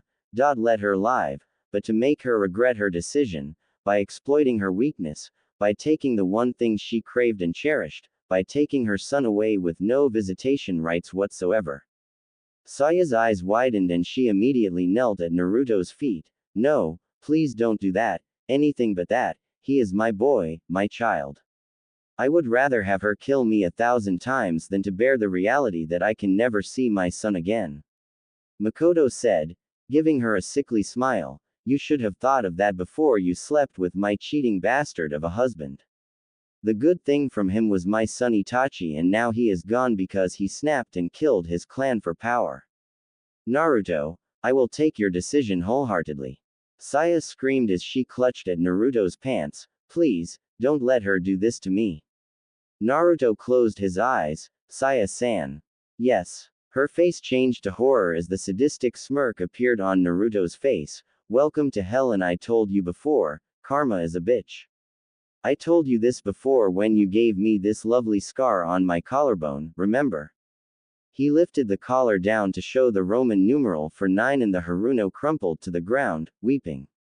I made you lost your reputation, made you lose your power as a council member, And now I have killed you by making you lose your son, the thing you cherished most. Thank you for giving me the pleasure of taking it away. Naruto said as he walked away from the weeping shell formerly known as Saya Haruno. Anbu, please remove Saya from this room, take her home and watch her closely please. I fear that Sakura-san will be an orphan if she is left alone. Sarutobi said. Then Naruto looked at Kushina and gave her a creepy eye smile. Just as you saw Saya walk out the door, don't think I won't hesitate to do the same with your daughter. Koharu jumped in by saying, are you insane? You dare to threaten the well-being of Tokiko Namikaze? Of course not. Don't get your granny panties in a knot. I am merely stating a fact, a warning. In fact, Lady Namikaze would try to do something, how you say, rash. Now back to the reason why I am here. I heard Iruka-sensei and Mizuki-tem fighting and went to investigate. After Iruka-sensei was incapacitated, I stepped in to help. Mizuki tried to frame sensei after I appeared, but I knew that he secretly resented me and was always trying discriminating against me and my friend Shino since he was my first sparring partner and knows what a true burden is. We fought and at first, I was going to leave him alive, but he decided to piss me off, so I killed him. By the way, old man, your Anbu are slow, or was it the reason that you noted that Iruka was a friend of mine that you sent the Anbu late, Sandame? The old man said, what are you talking about? I sent the Anbu to find Mizuki. And yet a Chunin schoolteacher found him, hardly believable. I tell you what, how fast can your Anbu go since my clone is about to kill your grandson along with his tutor, Ebisu, in 5 minutes. Anbu. Find Konohamaru now. The Anbu dispersed immediately and then they came back. Hokage-sama, there was no clone in the vicinity. 3 minutes and 43 seconds. Yet your Anbu got to our location in 10 minutes. Care to explain? Naruto said, looking at his nails. Sarutobi glared at Naruto as he said, I don't care if I owe you, Rutaxan. Don't ever dare threaten anyone precious to me, understand? Crystal, since that you just helped confirm my theory, now if only you showed that much passion 7 years ago, considering you made the title of Hokage to basically be the council's bitch. Never got that question right on the test though. Tobarama-sama and Hashirama-sama would be so disappointed in you, Hiruzen. Sarutobi glanced at the council to find that they were disgusted with him. Well, the shinobi side of course, and thought, Naruto, you have really changed, what have I done? I have made you into a monster and now I have to be more wary of you because of this mistake. So, Hokage-sama, am I dismissed? Naruto said, his voice breaking the old man out of his thoughts. Hiruzen replied, why yes, you are. Naruto nodded and left the room while Shikaku Nara said, well, that went well, basically now the council is his bitch now. Choza replied, how do you suppose that, old friend? For one, every clan here has helped Naruto in some indirect way except the Namikaze clan and the majority of the Uchiha clan, but he is still wary of us as a whole. The civilian council he hated with a passion, so he must have loads of information and dirt on them as well as the elders and Hokage-sama. In essence, we are screwed.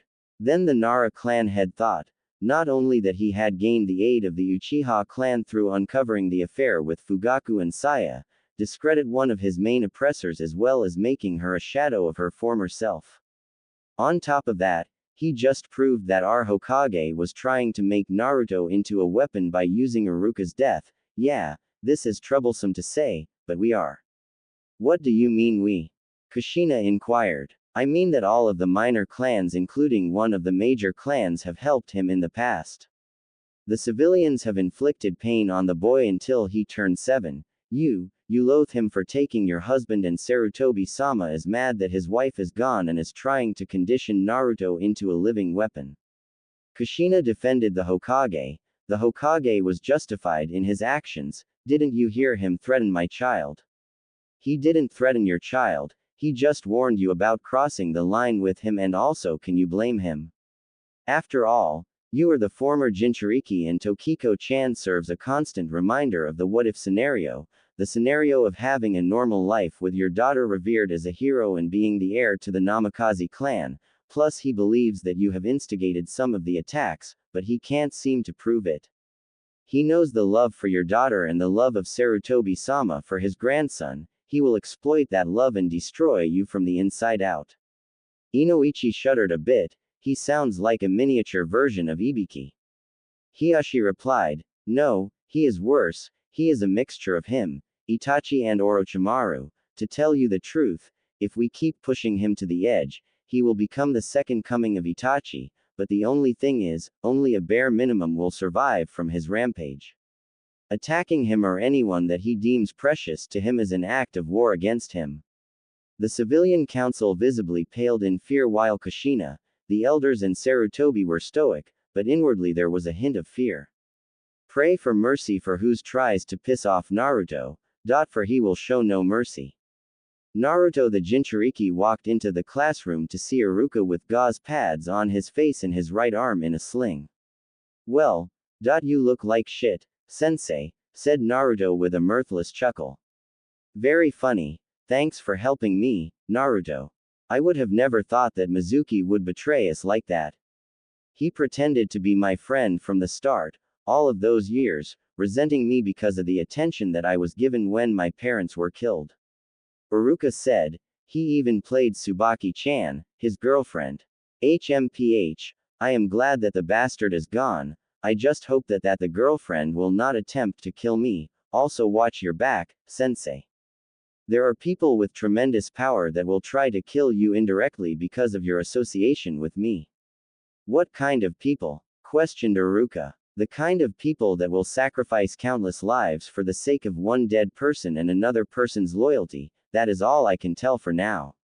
Soon afterwards, students began to pile into the classroom, chattering about their new status as genin, and some were curious about Iruka's state. Sensei, what happened to you? Sakura asked. Where is Mizuki-sensei? Mizuki is no longer with us. He tried to defect from the village with the scroll of seals, but I was about to stop him along with the help of a friend to deal with him accordingly. He is in prison now. Now for your teams. Flashback: the Hokage gathered up his jonin to assign them the teams. Alright, Kurenai-san, who would you like? Hinata Hyuga, Kiba Inuzuka and Shino Aburame, these three would make an excellent tracking team with their unique Kekkei Genkai. The Genjutsu mistress stated. Alright, now Asuma-kun. The smoker said, I will do the next generation of the Ino-Shika-Cho formation again. Their jutsu complemented each other as a capture and retrieval team as well as interrogation. Which means Kakashi, you get Tokiko Namikaze, Sasuke Uchiha, Sakura Haruno, and Rutaxan. Sarutobi said with his pipe in his mouth. Hold it, I will take the Rutaxan brat myself. A voice piped up. Everyone turned to see that it was Anko Mitarashi, looking at them with a dango stick in their mouth. For one, that kid got more skills with that bloodline of his. He would be perfect for assassination and espionage with his stealth along for assault. It has been a while since I have taken on a student. Sorry, Mitarashi, but I will be training him. Oh, bullshit, you just want him to make him your stress reliever and keep an eye on him, besides the way you teach sucks. The Hokage shouted, enough. Team 7 will have Kakashi as their sensei and Naruto will be paired with Anko as his sensei. Dismissed. End flashback. Team 7 will be Sasuke Uchiha, Sakura Haruno, Q evil fangirl squeal, Tokiko Namikaze, Q fanboy scream, fangirl wail, smirk on Uchiha and head banging against the desk. Team 13 will be only Rutaxan, Q glares and awkward silence. Team 8 will be Shino Aburame, Hinata Hyuga and Kiba Inuzuka. Team 10 will be Shikamaru Nara, Ino Yamanaka and Choji Akamichi. Team 11. Iruka continued until he announced all of the teams. Now you will have a 30-minute break, so try to use this time to get to know your teammates. The Chunin said, and then he gave an apologetic look at Naruto. Tokiko chose the time to move from her seat and go to Naruto's position in the back. So it looks like we are going to be teammates, huh, Rutaxan-san? She said, I'm Tokiko Namikaze, pleased to be working with you in the near future.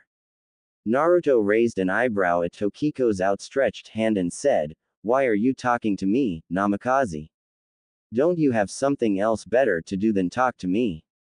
Tokiko rubbed the back of her head. Well, no, not really. Sakura refuses to believe that I don't like Sasuke.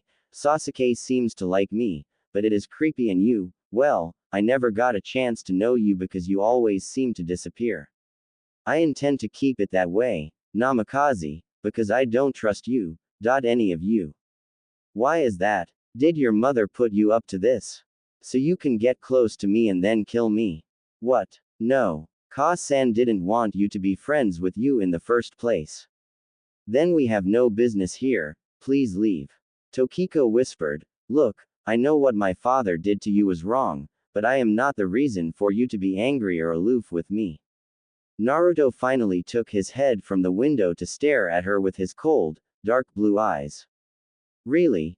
Tell me if our positions were reversed, if I was you and you were me, you wouldn't resent me because I am the constant reminder of what my life could have been, but you are right. I am not mad at you. I am mad at your idiots for parents. Your mother and I used to be in a similar situation, but anyway, I will only tolerate you because you are a comrade. I have no intention of becoming all buddy-buddy with you. And just to clarify with you, if you or your mother try to kill me or one of my friends for no reason at all, I will make sure that you are wishing to join Yondaime Tem in the pits of the Shinigami's stomach. Tokiko looked fearfully into Naruto's eyes and saw as his eyes became cold as chips of ice. She left and sat 2 rows in front of him as she thought, shaking, that was real killing intent, he really was serious about killing me. You know, that was not very nice, Naruto-kun. Tomomi said, she sounded sincere. I know, but she has given me no particular reason to trust her at all, Tomomi. Remember, even the most sincere person can be the most dangerous of all, and don't say that I don't trust you at all. I have been in contact with you for 6 years and your eyes can't lie, there is no reason not to trust you. The vixen said, all I am saying is to give her a chance to prove herself. If I am wrong, you can punish me in any way you want and I will not object. Deal, but I am not doing the second thing, it will make me feel like I am one of those assholes. Hey, freak, what did you say to Tokiko-chan? Sakura's shrill voice rang throughout Naruto's ears. That is none of your concern, bitch, now run along and act like a for the Uchiha, considering you have better things to do than to mess with little old me. Naruto retorted in an annoyed voice. Sasuke glared at Naruto partly because Sakura did just that and because he was talking to his supposed girl, Tokiko Namikaze. Then Anko came in, Rutaxan. Naruto got up and followed her, leaving Team 7 to be picked up by Kakashi in the next 2 hours. Alright, we are all here. Now for the introductions, state your names, likes, dislikes, hobbies and dreams. Anko said. Why don't you start us off, sensei? Fine, I'm Anko Mitarashi, my likes are snakes, dango, training, parties, my friends in the forest of death. My dislikes are arrogance, fangirls, some of the council and one of the Sanin. My hobbies are partying and eating dango, my dream is to kill said Sanin and maybe settle down with a man that can handle me. Alright, Gaki, your turn. My name is Rutaxan, not my real name, but this village except a few choice people have earned the right to know it. My likes are weapons, the minor clans, the Hyuga clan, my friends, whose names I will not tell, Taijutsu, former Anbu Neko, Okami and Itachi, Anbu Kuma, my sensei and putting idiots in their place. My dislikes are this village, most of its inhabitants, Kakashi, Kushina, Sarutobi, the Uchiha, excuse me, let me clarify all of the Uchiha that got killed by Itachi. Naruto paused to say, thank you, Itachi. My hobbies are training and writing, as for my dream, well, I will let you try to figure it out yourself. Namikaze residence Tokiko came inside her home while saying, Ka-san, I am home. Kushina rushed out to her daughter and hugged her tightly. How are you, sweetie? Did he hurt you? I was watching on the orb. No, Ka-san, I tried to talk to him about why he hates us so much. I told you already, he is the Kyuubi, he hates us because he lost his power when he fought your father. No, Ka-san, he hates me because I remind him of an alternate solution that Tu-san could have taken, and he hates you because of something that you did to him in the past and the fact that he said that you and him were the same once.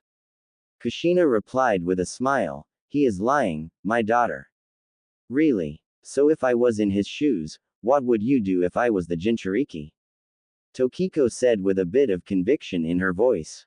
Kushina bit her lip and was able to avoid the question, thanks to the timely arrival of ramen, making Tokiko temporarily forget about her question, and the Namikaze matriarch thought in anger, looks like I am gonna have to pay a personal visit to the demon fox.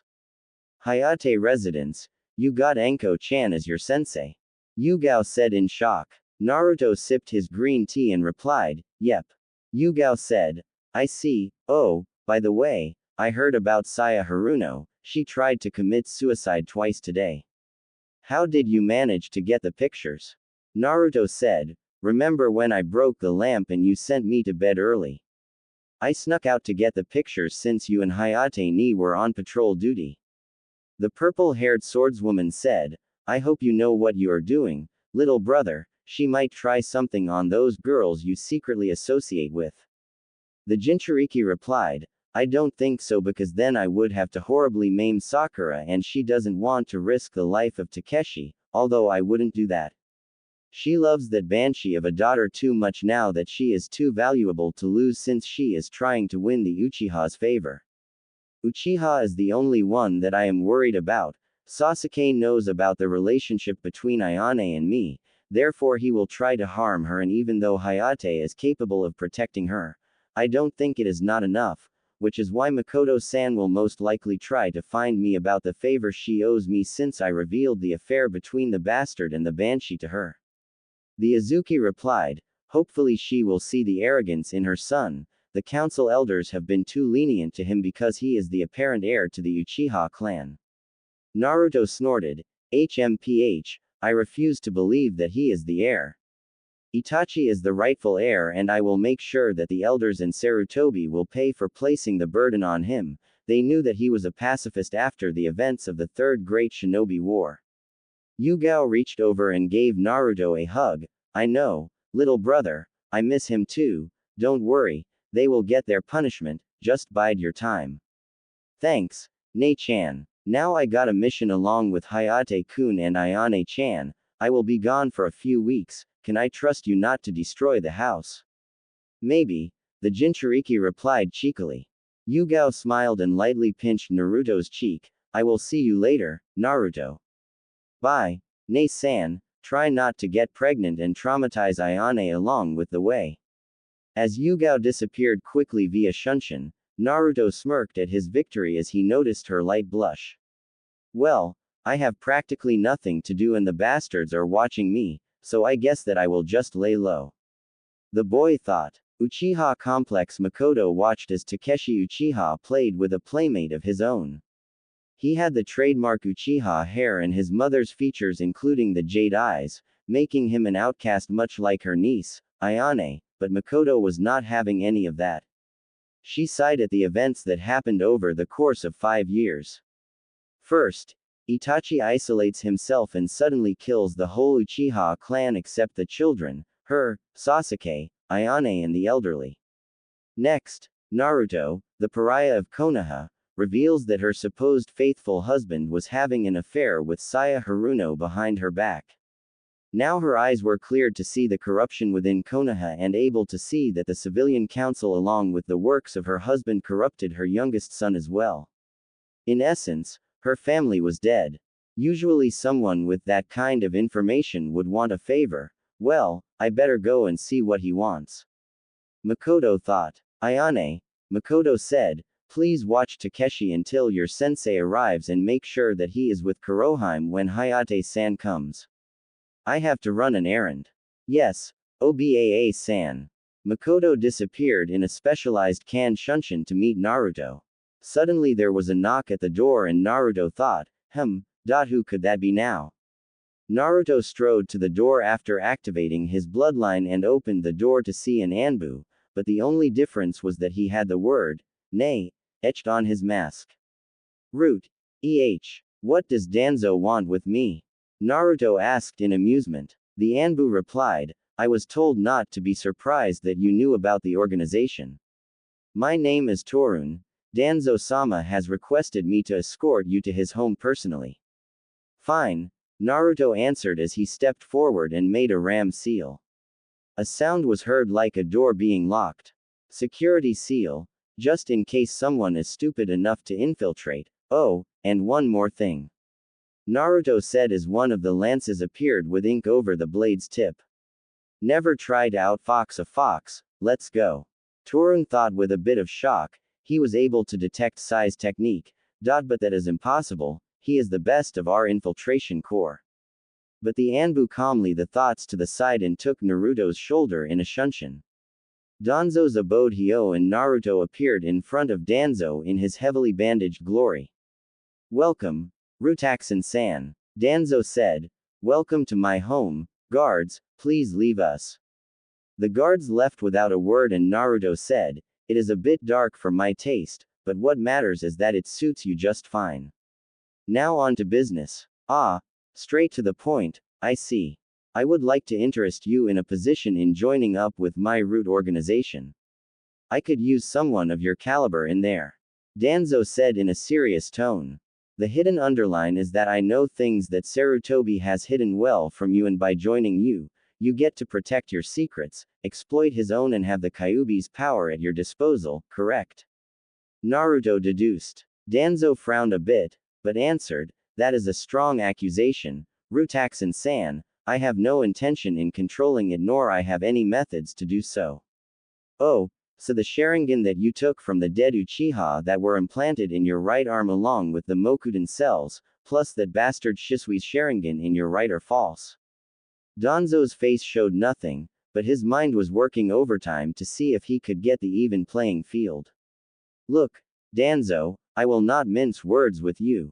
I will not reveal your secrets to anyone unless you threaten my friends, we have both seen the result a few hours ago. Besides, we have a common goal, to get rid of Hiruzen Sarutobi or discredit him enough to make him hide in shame. We both believe that he shouldn't be in office as Hokage because he is weak. So here is the deal, you stay out of my way and I will stay out of yours. You may have the resources to control the Kyuubi inside me, but you don't want anything to happen to your daughter, do you? Danzo's eye widened. You. Naruto interrupted. I am doing the best I can to keep the old monkey from realizing the connection between the two of you, but I can't do that with your breathing down on my neck. So just keep on doing what you are doing, I will do my best to keep her safe, even though you know my friends, I know about that arm and your daughter, even you can't kill your emotions, Danzo. The Jinchuriki moved to leave, but Danzo spoke up, Naruto, does she know anything at all? I am going to let that slide for now, and the answer is no.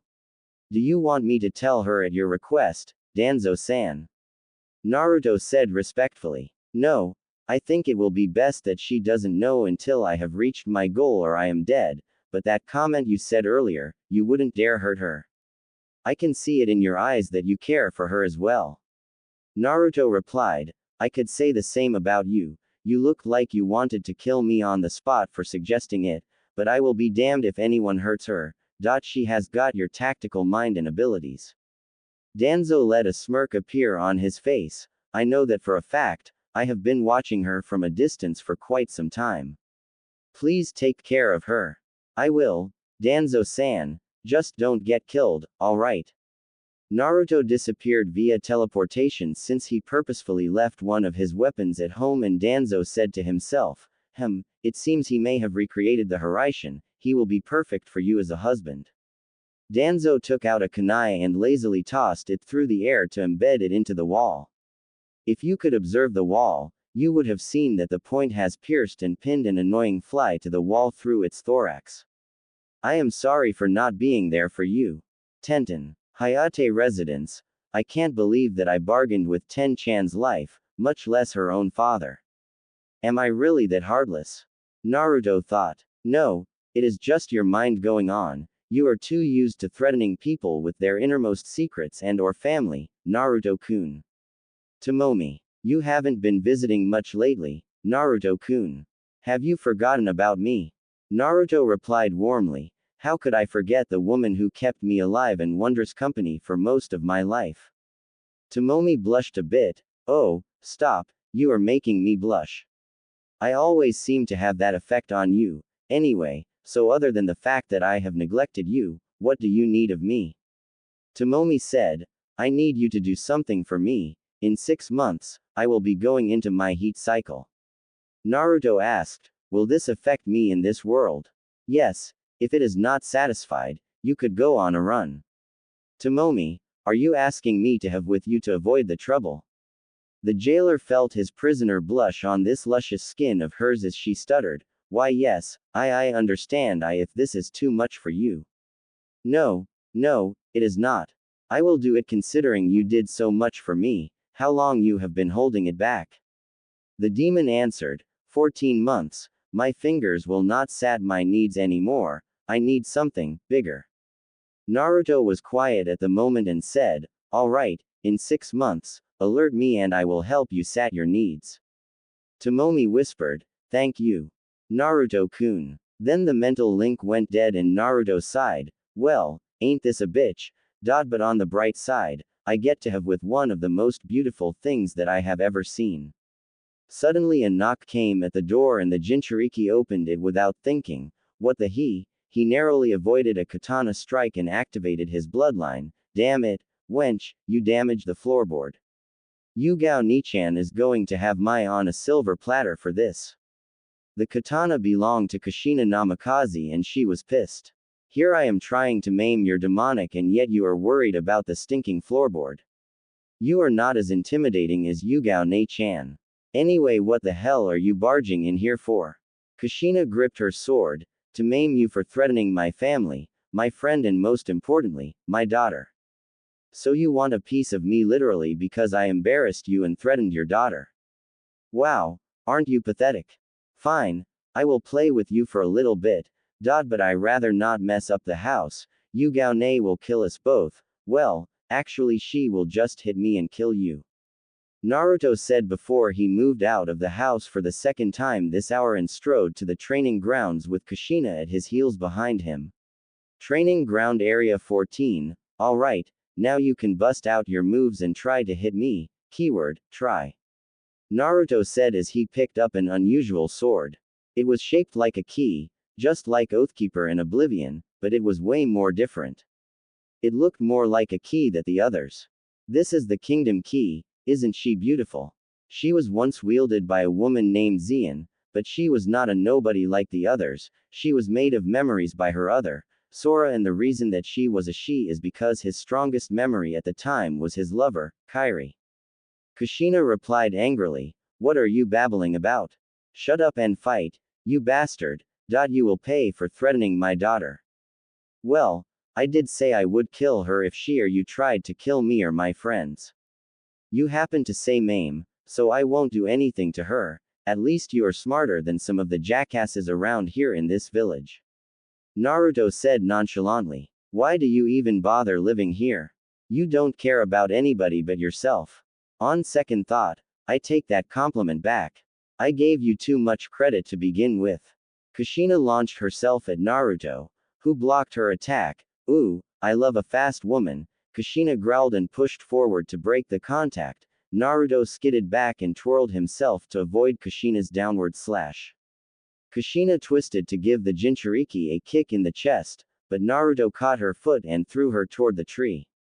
The Uzumaki corrected herself in midair to plant her feet on the trunk, quickly charging chakra to blow off the trunk with boosted speed. Naruto skillfully moved aside to let her pass into the ground. Ak, that has got to hurt, are you okay, wee lassie? Naruto commented as she came out of the crater. Don't mock me. Kage Bunshin no Jutsu. A clone appeared beside her and she held out her hand while the clone spun her chakra in many different directions. How interesting, the Kage Bunshin only requires one hand sign and that orb, no doubt that it is the Rasengan. She gathered her chakra to a single point while the clone spun into many different directions. Well, aren't you useful, Lady Namikaze? Naruto thought to himself. Eat this. Rasengan. Naruto closed his eyes and opened them to reveal a burning red, nine-tail sonic roar. The Jinchuriki let loose a powerful roar, dispelling the destructive jutsu and pushing the Jonin into the ground. That's enough, Naruto said simply as he flashed past her and multiple delayed slashes appeared all over Kushina's body. Then Naruto grabbed her head and slammed it brutally into the ground a few times, making her face become covered with small pebbles, dirt and blood. Next, he dragged her by the foot all the way home in front of the whole populace and no one dared to intervene in fear of Naruto killing them. They knew that Kushina was humiliated at that point in time. Finally he reached the Namikaze household, knowing that he couldn't be able to get through. Naruto threw Kushina's unconscious body to let her land on the porch of the house through the roof. A few minutes later, Tokiko opened the door and looked at her mother and then she gasped as she looked at Naruto with his arms crossed. Next time, try to keep your mother on a leash. She is alive, but I could have killed her. I let her live because she amused me. I could care less if you are angry with me tomorrow and you are welcome to try and maim me tomorrow during the test. Tokiko said, Why did I spare her? Are you deaf, woman? 1. She amuses me and 2. You are still a child and a child needs her mother. The day you cease to act like one is the day she will die by my hand. Naruto said as he disappeared once again. Tokiko looked at the spot that Naruto was at and gripped her fist to slam it strongly into the door, breaking it into splinters. Damn it, To-san, Ka-san, you are not making this any easier than it seems with your actions. How the hell I am supposed to save this damn family if you can't let go of your hatred of the Kyuubi, mother? She thought to herself. Hayate residence, again, Naruto appeared in front of the house and just as he touched the knob, Naruto-kun, he turned to see Makoto Uchiha in front of the house and said, Makoto-sama, what is it? I need to discuss some things with you in private, may I come in? The boy replied, Sure, come on in and watch your step. Several of the floorboards have been broken recently and I haven't recently replaced them yet. Makoto walked inside and sat herself on the couch while Naruto went into the kitchen to make some tea and fix the floorboards. As he fixed the floorboards with wood, hammer and nails, Naruto said, So, what would you like to discuss with me? The reason that you revealed my late husband's affair to me because of something that you wanted, right? Makoto questioned. Naruto grunted as he replaced 2 of the broken floorboards. Yes, that is correct.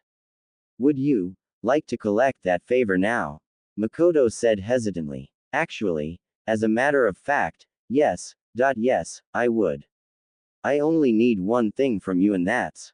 He paused momentarily as he saw Makoto shrugging off her robe to show her black lace bra. Naruto covered his eyes and turned, Makoto-san, what are you doing?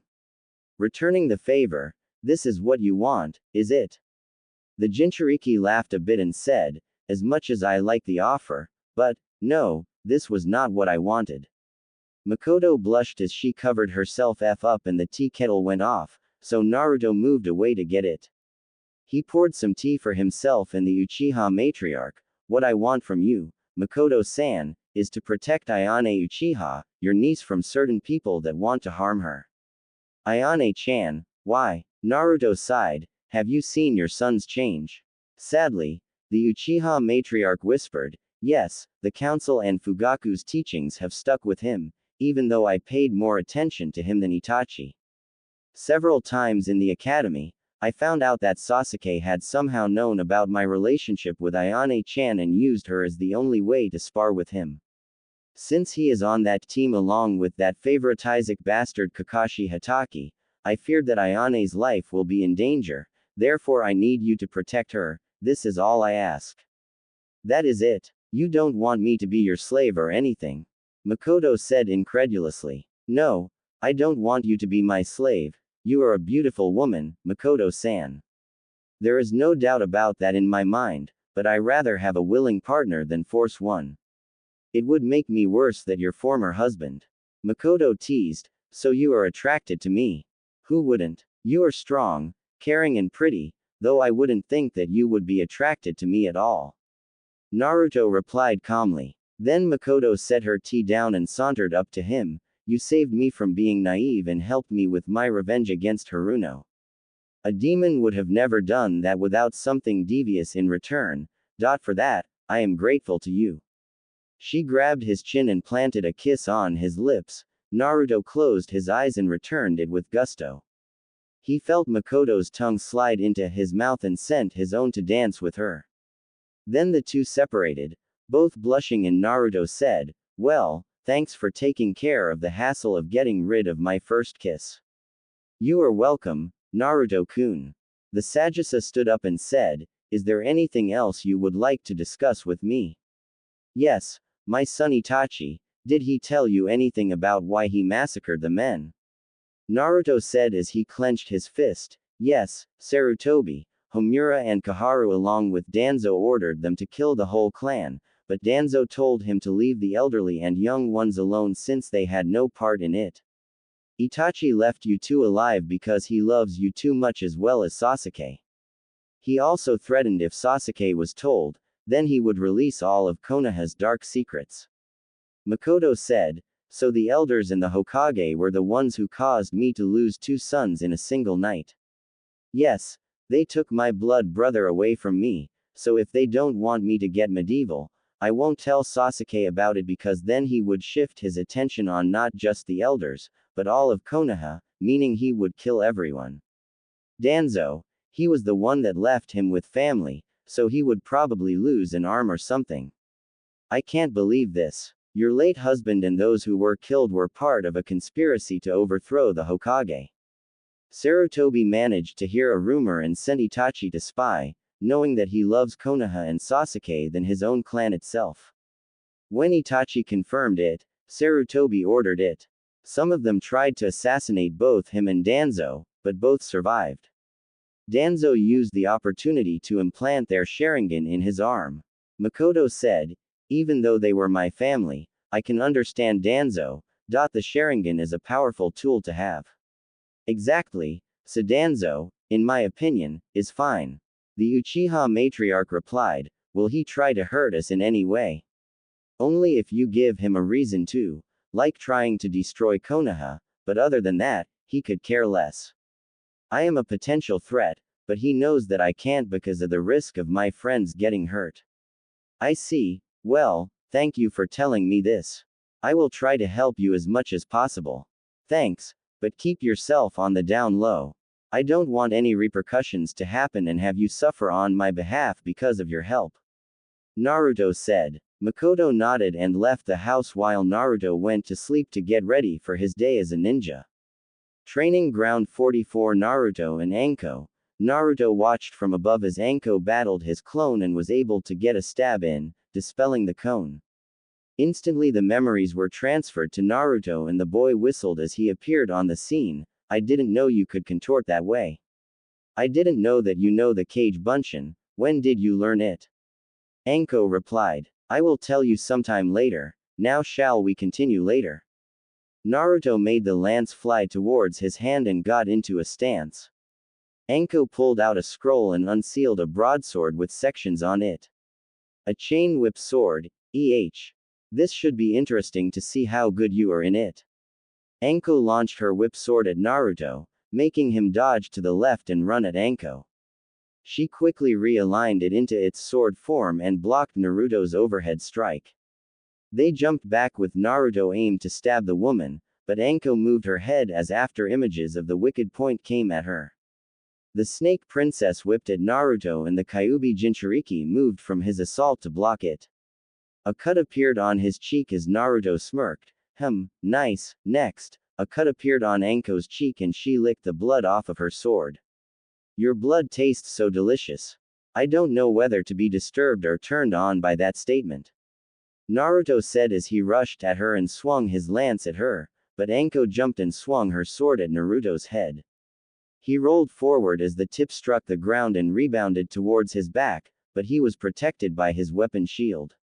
Damn, almost absolute defense. Anko muttered. Just then Naruto grabbed his lance and threw it at Anko, who dodged to the side to embed itself into Kakashi's chest.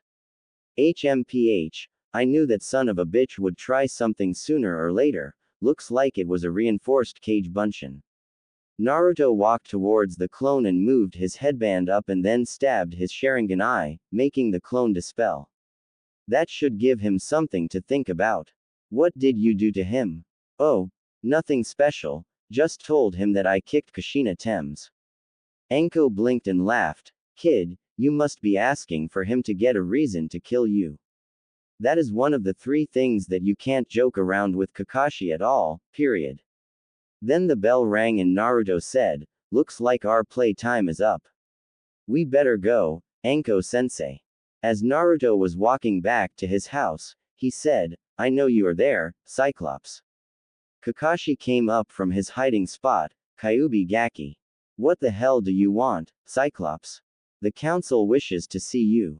Naruto smirked and said, fine. He did a seal and performed a specialized cage shunshin. Council room. Naruto appeared to see the civilian council scowling at him along with the elders and Kushina with her bandaged head, Makoto with a small smile on her face and the Hokage with an impassive look on his face. What the hell do you people want from me now? A cookie. Koharu said, Kakashi has informed us that you know a kinjutsu from the scroll of seals and we want to know why. Well, bitch. You bastards didn't pay me for my B rank mission and I believe that a law was passed by Tobarama Senju. If a ninja doesn't get paid for their mission, they can take a jutsu, which is equivalent to the rank. The cage bunshin is indeed a B rank jutsu. We forbid you from ever using that jutsu again. Homura stated. How about this for an answer? Naruto said as he flipped him the bird, plus you don't have any expendable ninja to go and delve into my mind, considering of my constant guard on full alert. Anything else that you would like to discuss with me? You will be executed, demon foe, one of the civilians said, but never finished before he was killed by a lance courtesy of Naruto. Anyone else would like to say something? Naruto questioned. Nobody moved or breathed and then Naruto relaxed as he made a cage bunshin and said to it, send that body to the Maka household and tell them that he was executed for breaking the Sandame's law, also tell them they have my condolences. The clone took the lance, which held the deceased Toshiro Maka quite firmly and left out the door. Now what were we discussing about again? He asked. The unjustified assault on Kushina Namikaze. We have several witnesses seeing that you dragged her unconscious body to her house. Danzo said, inwardly smirking.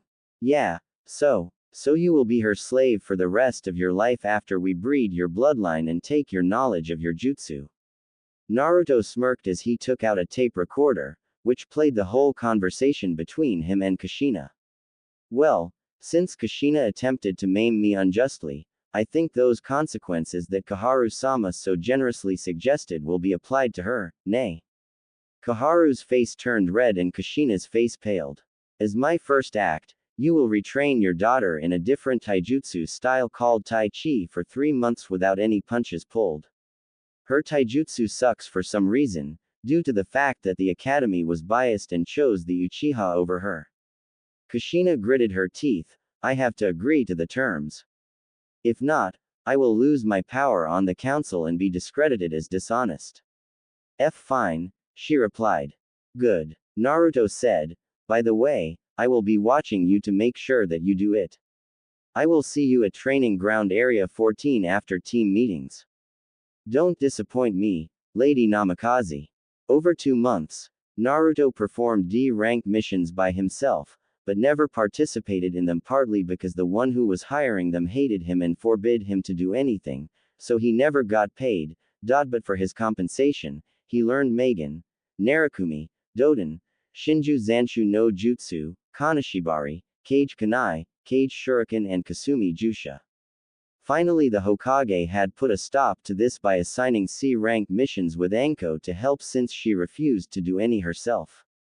2 members of the team complained about unfair treatment until Anko it in the nub gently, and by gently, she said, look, the reason you maggots are doing D-rank missions are because none of you have ever killed.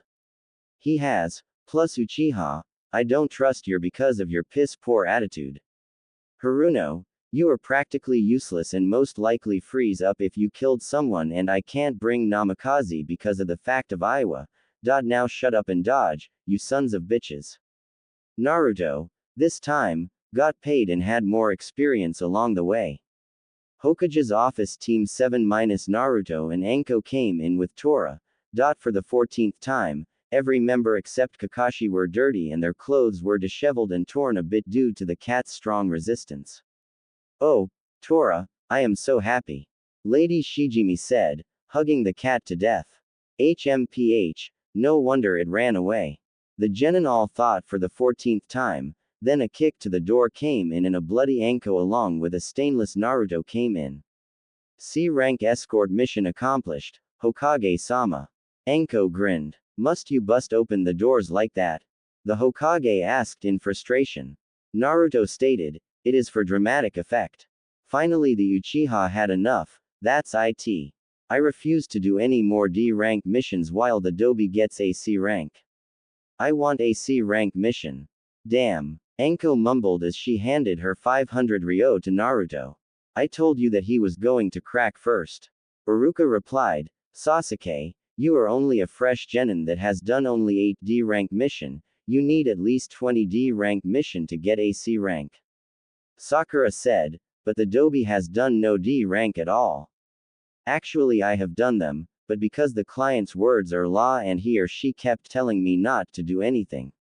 2. Because of the client's blatant lying, I didn't get paid, so I took jutsu in return, forcing Hokage-sama to let me get paid C-rank missions along with Anko. I was able to get out of the village, away from you for an experience in the field.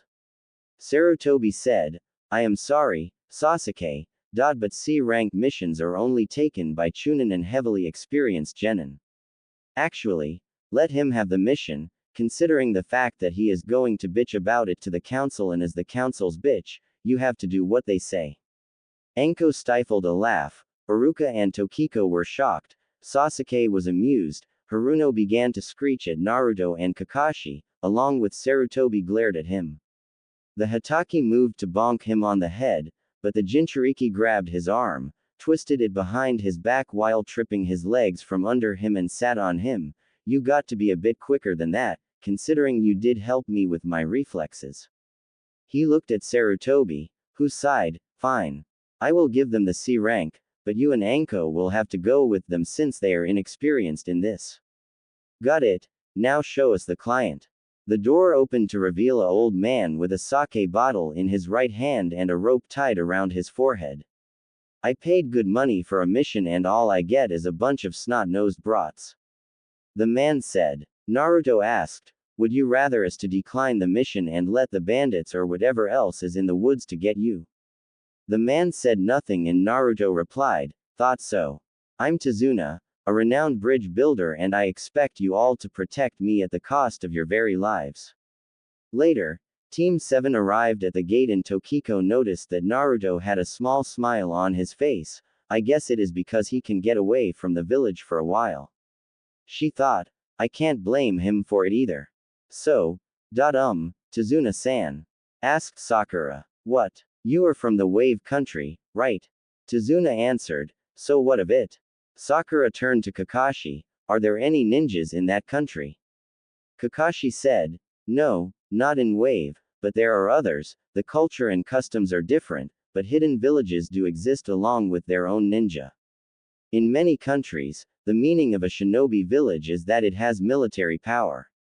An island country like Wave doesn't hold any interference with a shinobi village and therefore doesn't need any ninja protecting them. Within the various countries, the ones that stand out are Konoha, Kiri, Kumo, Suna and Iwa.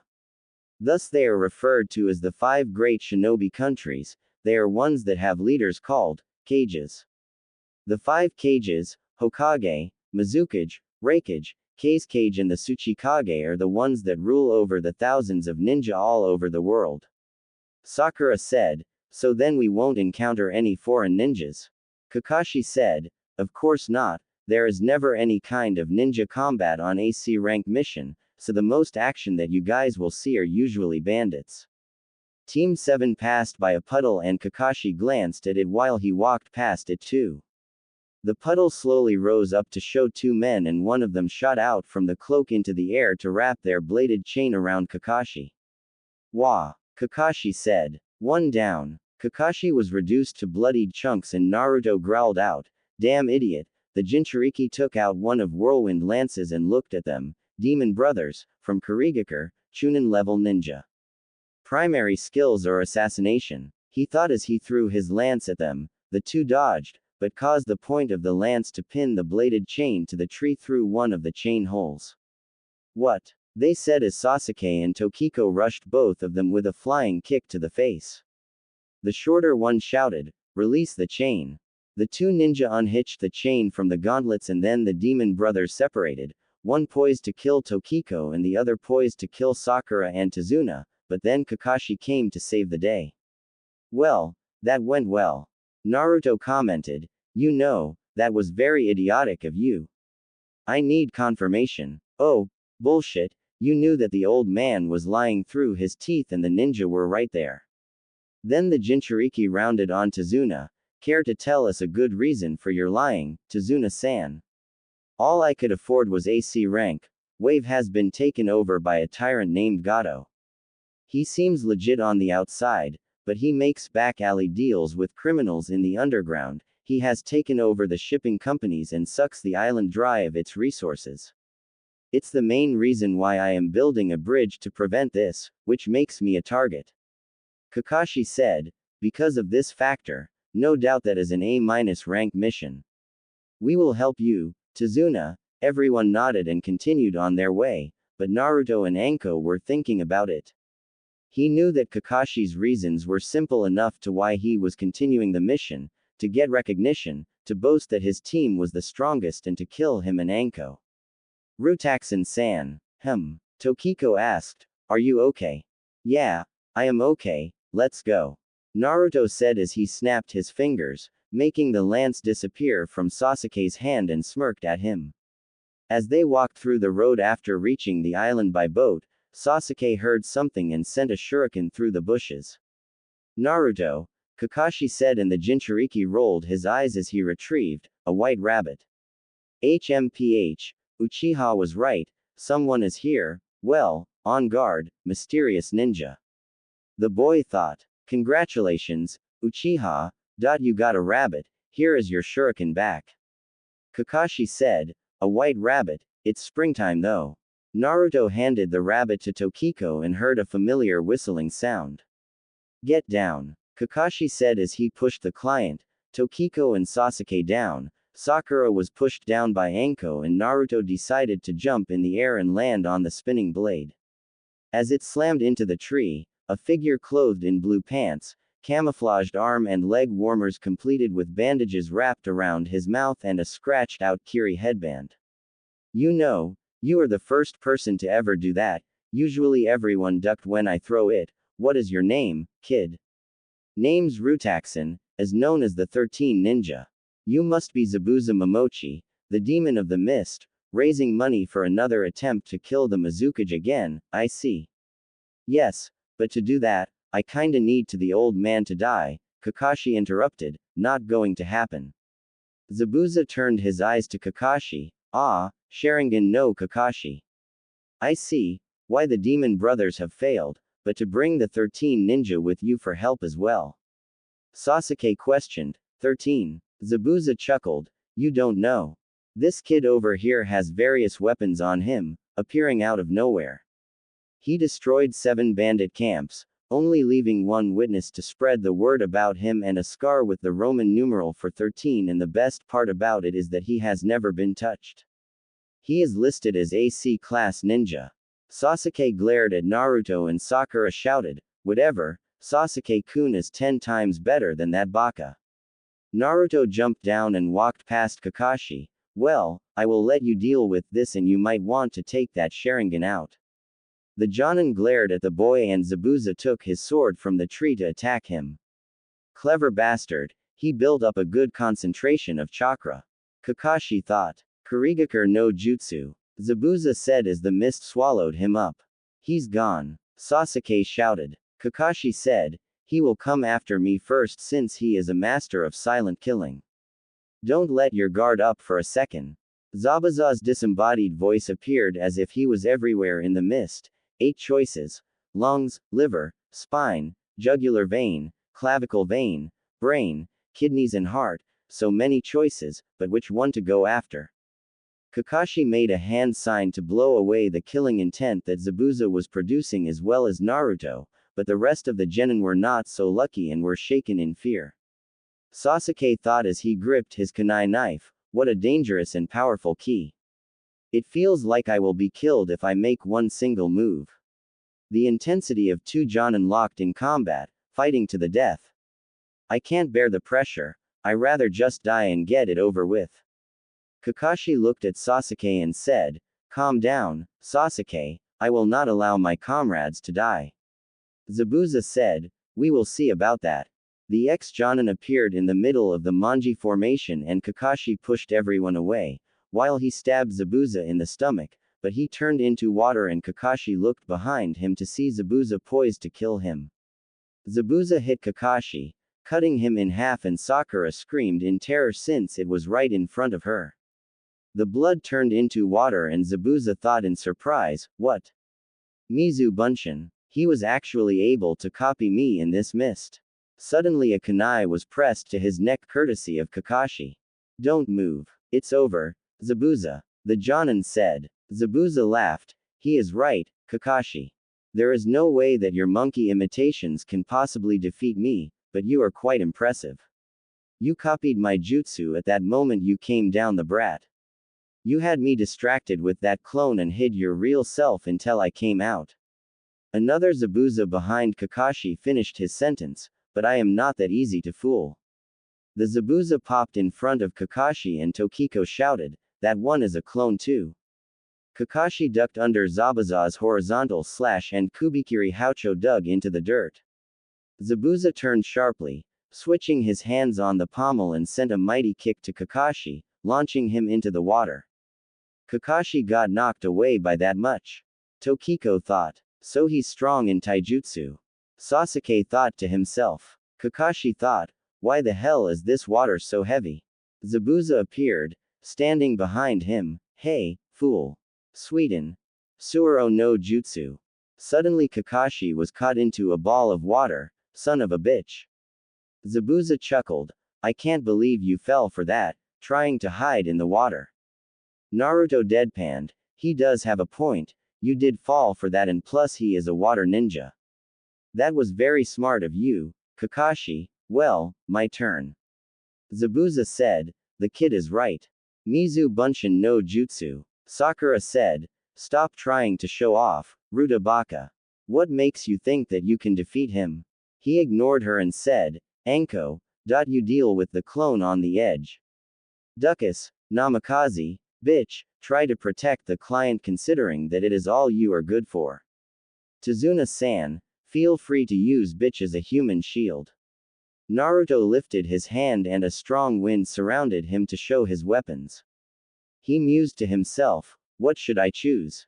What should I choose? Ah, here we go. He grabbed a huge sword, tomahawk much like Zabuza's own and it has 2 small holes much like Genesis.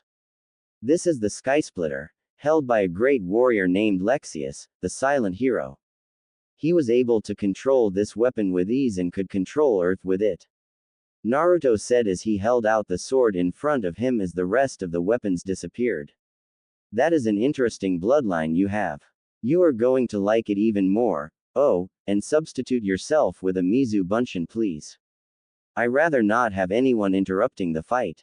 Zabuza did so and Naruto held the Sky Splitter in front of him and bowed his head, then he charged his chakra into it, making the blade glow a light green. He stabbed the ground, making a path to Zabuza and then made a rock to launch it at him. The Kurigakure no Kijin dodged while Naruto took the time to attack. Zabuza took Kubikiri Haucho from his back to block Naruto's next strike. Nice form, you are pretty good, he commented. Well, fighting bandits on C-rank missions and living with people who practices sword styles does something to you, don't you think? Naruto answered with a smirk. Kakashi thought, that demon brat knows water walking. Damn it, Anko, that stupid bitch. The two swordsmen slashed at each other in perfect unison, up, down and sideways, neither of them getting the upper hand. Naruto ducked under a side slash that threatened to bifurcate him from the waist down and did a 360 turn to block his opponent's downward strike. You are good, kid, but I have more experience than you in wielding this kind of weapon than you. Zabuza commented and Naruto replied, I know that for a fact and you can't hit me because I am faster than you, but that doesn't mean that I shouldn't give up so easily. Naruto launched a chakra blast wave at Zabuza, who slid to the right and in turn, Naruto threw his tomahawk sword at Zabuza. The ex-Kiri ninja jumped over it with ease as he said in a taunting voice, nice try. But he was in surprise as Naruto smirked before his very eyes and Zabuza sensed something foreboding and turned to see that the tomahawk came back like a boomerang behind him, poised to kill him from the waist down. What the damn? Zabuza thought as he switched himself with the only Mizu Bunshin in the area, therefore releasing Kakashi from his watery prison. Damn, it looks like our fight is going to be interrupted. We will continue this another time, I will see you in a week, so in the meantime, get stronger, you interest me more than Kakashi. Zabuza said as he disappeared into the mist and Naruto let go of the Buster Sword to disappear and knelt on the water's surface, panting a bit. Then he walked toward the shore to find a pissed Hatake. The Hatake said, I gave you a direct order to follow.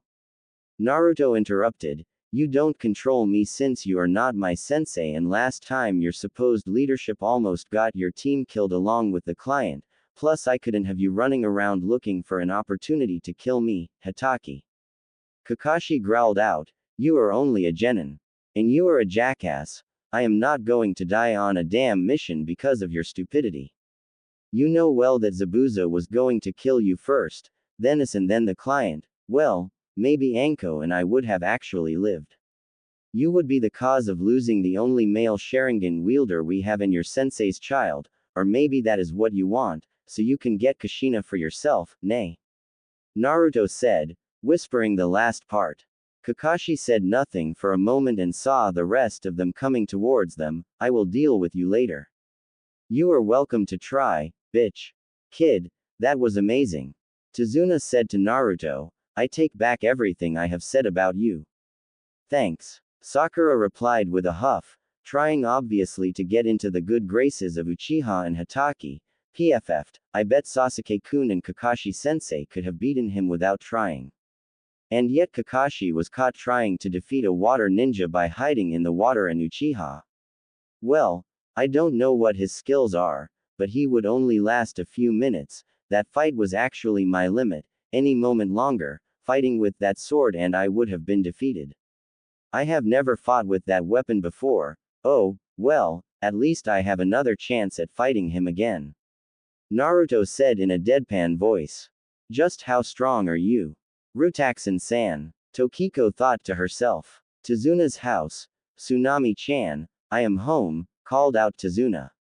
Welcome home, To-san, oh and I see that you have brought home guests. A dark-haired woman said, appearing at the doorway. Yeah, these are the people who have protected me along the way. Tsunami bowed in thanks, thanks for protecting my father. The pleasure is all ours, Kakashi replied, I'm Kakashi Hatake and this is my genin team, Tokiko Namikaze, Sasuke Uchiha, Sakura Haruno. Anko said, I am Anko Mitarashi and this is my apprentice, Rutaxan. Kakashi continued, we will be protecting Tazuna from any threats until he finishes the bridge. HMPH, nobody can defeat Gato, you guys are all just the walking dead. A new voice said. Everyone turned to see a kid with a yellow shirt, green overalls and a bucket hat on his head. Inari. Tazuna said, hugging him.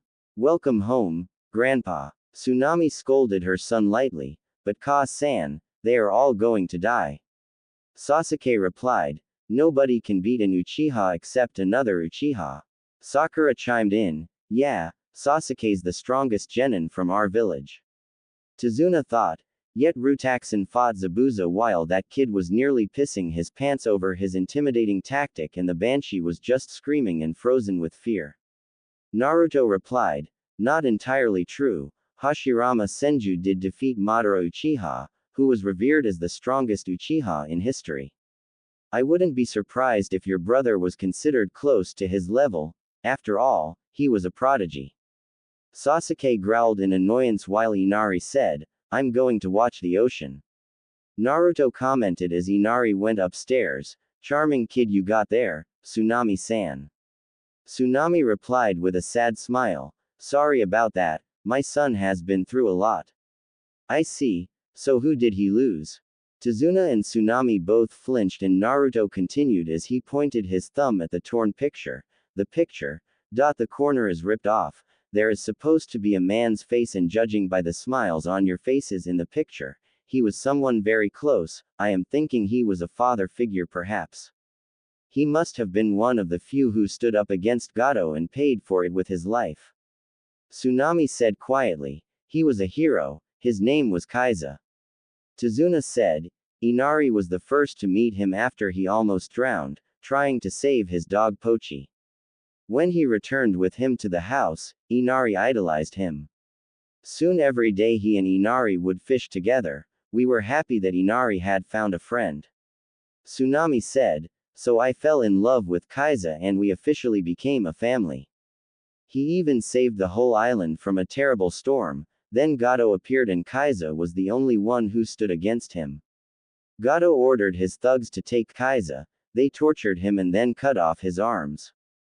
Then early in the morning, Kaiza was taken to be put on display, and killed him in front of everyone including Inari. On that day, Inari died, he gave up into despair and believes that no one can defeat Gato. So what you are building here, is a bridge of hope, the hope that once resides in Kaiza-san."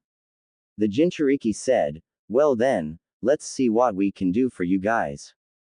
Tazuna said, "You are going to help us?"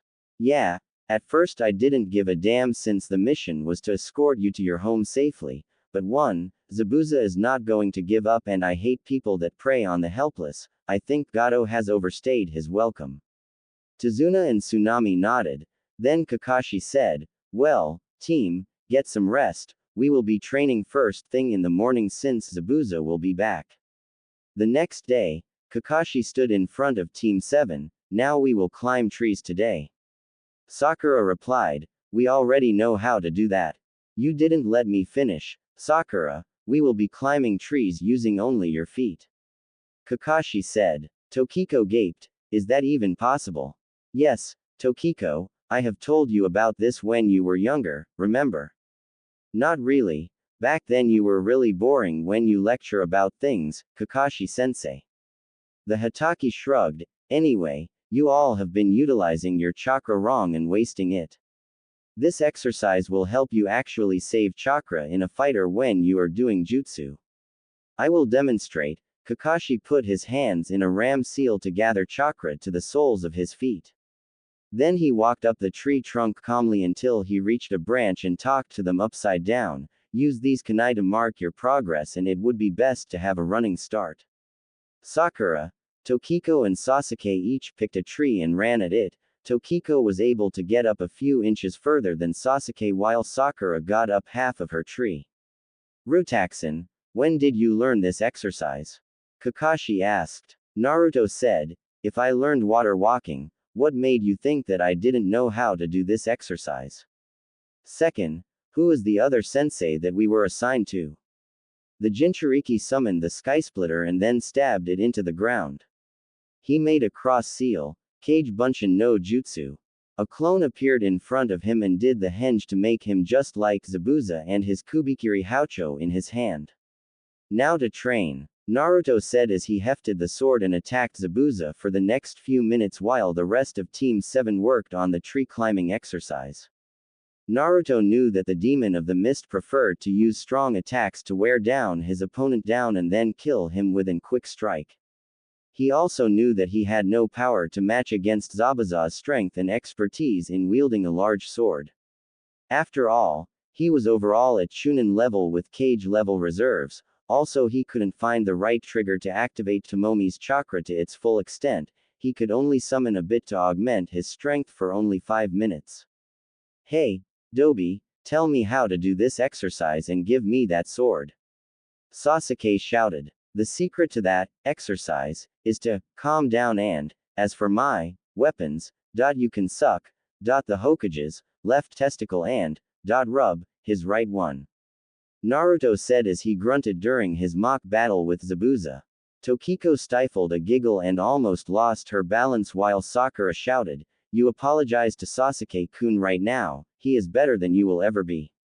Naruto clashed against his clone and looked at her. Would you like me to kill you or make you an emotional shell of your former self just like your mother? Sakura gulped fearfully at the cold look and sweat ran down her face. She was so scared that she didn't even hear the part about her mother. Then we have an accord. Naruto said, turning his gaze on Zabuza and resumed his training. Eventually Tokiko was able to figure out the hint and got up much faster than Sasuke, who was getting frustrated at everyone's progress until he was sated by Kakashi's promise to train him. Next day, Naruto was sent to help Tazuna, but unfortunately since the Banshee was able to get up the tree, she was sent with him. Sakura sat and yawned while Naruto did some help by summoning a multitude of clones. So where are the other two? Still doing the tree climbing exercise, the useless Banshee finished it on the first day and I already knew it. Wow, you must be very strong for your age. No, that exercise took me 3 days to get that much chakra control when I did it on my C-rank mission. Banshee has very little chakra to manipulate, I have as much chakra as 2 Kakashis. Naruto replied as he handed the beam to a nearby worker. Then a man by the name of Gichi approached Tazuna. Tazuna, I want to quit. Quit? What? Why? We will be done in only 2 days if the progress keeps up. The bridge builder said. Yeah, but I don't want to risk my family's well-being. Naruto butted in. You mean you don't want to sacrifice your own life for this village? Gichi flinched and Naruto said, then go, be with your family, I am sure that Kaiza will be rolling in his grave over how cowardly this village has become. Don't you dare bring Kaiza into this.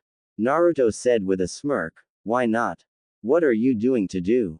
You know that I can kill you in a blink of an eye. Gichi said, I don't care, I may be a coward, but Kaiza was a great man and he wouldn't want his name being used to compare against my cowardice, so if you speak one more time with his name, I will kill you. Naruto replied, now I wonder where that fire of yours was when he was executed on that day publicly in front of his own son. Gichi looked down and Naruto continued, Tazuna-san is risking his own life, his well-being and his family's own to help this village, the least you could do is help him, don't you want to put smiles on those children's faces? Gichi looked up at Naruto's face and was surprised to see a tear running down his right eye. When I looked at them, they remind me of myself. No parents, no friends, just hungry, cold and alone. I have to fight within my own village to survive. I will not let them suffer like they did. Now the question is, will you let them suffer because of a spineless man that hides behind his wall of money? Gichi looked at the Jinchuriki and said, no. I will not let that happen, thank you, kid. And the old man went back to work with a new flame in his eyes and Tazuna smiled at Naruto. Thanks, Rutaxan. You have a way with words, you should be a politician. It is a gift I have. For some reason, I am always able to rekindle an old flame within a person. So we will be finished in 2 days. Yes, at the rate we are going and with your clone's help, we should be finished by either tomorrow or Friday. Naruto replied, if we don't finish by tomorrow, stop all construction and make sure nobody comes to work. Zabuza will be arriving on Friday and it is possibly that we may have to renovate the bridge a bit after the battle. Tazuna nodded, right. Then the bell rang to say it was 2 in the afternoon and Naruto said, lunchtime. Tazuna called out in a loud voice, all right, men, lunchtime, we will do this again at the same time. The men moved home to their respective homes and Tazuna was going to the market, but Naruto said, let's go home. I got this. Tazuna said, You got food supplies? Naruto patted his leg, which had a scroll holster. I stocked it with half of my resources from home. I never thought that I would need it since I thought this town was fine. The old drunkard smiled. You are one interesting kid, Rutaxan. Naruto smiled at the man. Thanks, and also that is not my real name. My real name is Naruto. Naruto X. I only tell that name to people that I trust. Tazuna smirked. Maelstrom, EH. Well, you are an unpredictable person, it suits you. Yeah. Come on, old man, let's go. Hey, I am not that old. You are over 50, which makes you old to me. Naruto and Tazuna left, forgetting one important thing. The sleeping form of Sakura Haruno, who woke up 15 minutes later and caught up to the two men. Time skip. One day later evening, Tokiko and Sasuke were able to finish their training and Inari glared at all of them, especially Naruto. Then he had enough. Inari shouted, "Why do you guys bother to try so hard? No matter how hard you train, you are still no match for Gato's men. No matter what glorious claims you make or how hard you work, the weak will always get killed by the strong." Naruto said, "You know, kid, you shouldn't assume things that people have not truly suffered at all." Inari shouted, "I would hate to be like you. You don't know anything about this country or me, yet you are being so nosy. What the hell do you know about me? I'm different from you. You are always happy with your girlfriend and being cheerful. You don't know how hard life can be." Enko whispered, "Oh, shit, you shouldn't have done that." Suddenly the room became cold and a mirthless chuckle escaped from Naruto's lips and slowly changed into full-blown laughter, making him sound like a crazed madman. "I don't know nothing of how hard life can be, eh? Ha, that was so funny I almost pissed myself. Let me tell your story. On my 5th birthday, guess what kind of presents I got? Come on, guess, Inari-kun. I bet you got toys on your birthday." "No, not toys. On my 5th birthday, I got nothing, only beatings and curses from my own village. They used different combinations to stop my abnormal healing factor for a few minutes. I have 2 prominent scars that I kept." Inari looked at him in surprise. What? Naruto pulled down his collar. "This scar was given graciously to a councilwoman. She was a bitch to me in this one." He pulled up his shirt to show his cross scar. He. This was given to me by a dog. No, a stray, flea-bitten dog that gets his ridden by an old monkey. Also, you are lucky that you even had parents. I had nobody until I turned 7. Inari huffed. "You're lying. Then how about a show for you? Precious memories," Naruto said as he touched Inari and sent his memories of the event. Inari gasped for a few seconds and then glared at Kakashi, who basically thought, "Oh, shit. You bastard." Inari shouted at the Jonin and Tsunami said, "Inari.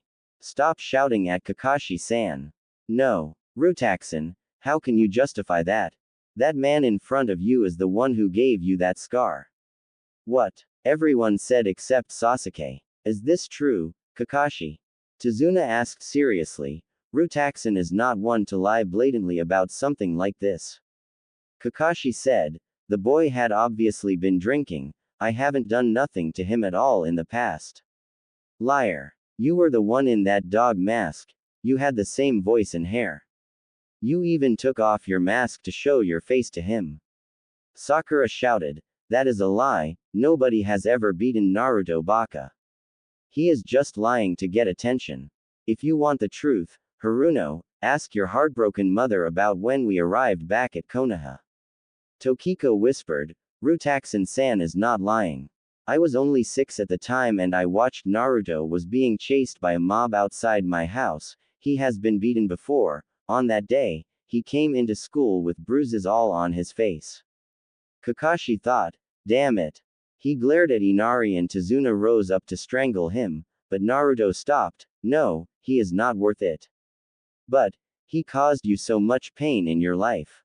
I know. I hate being with him on this mission as it is, but unfortunately he is useful at the village, plus I can cause him hell while I am on this mission. Also the fact that Duckus here likes to ride his, so we are going to sleep on it." Naruto, Tazuna, Tsunami, Inari and Tokiko left the table and went up to bed.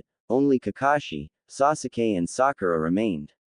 Then Sasuke ordered, "Sakura, leave us." Obediently, the fangirl followed her knight in brooding armor's orders and went upstairs while he spoke.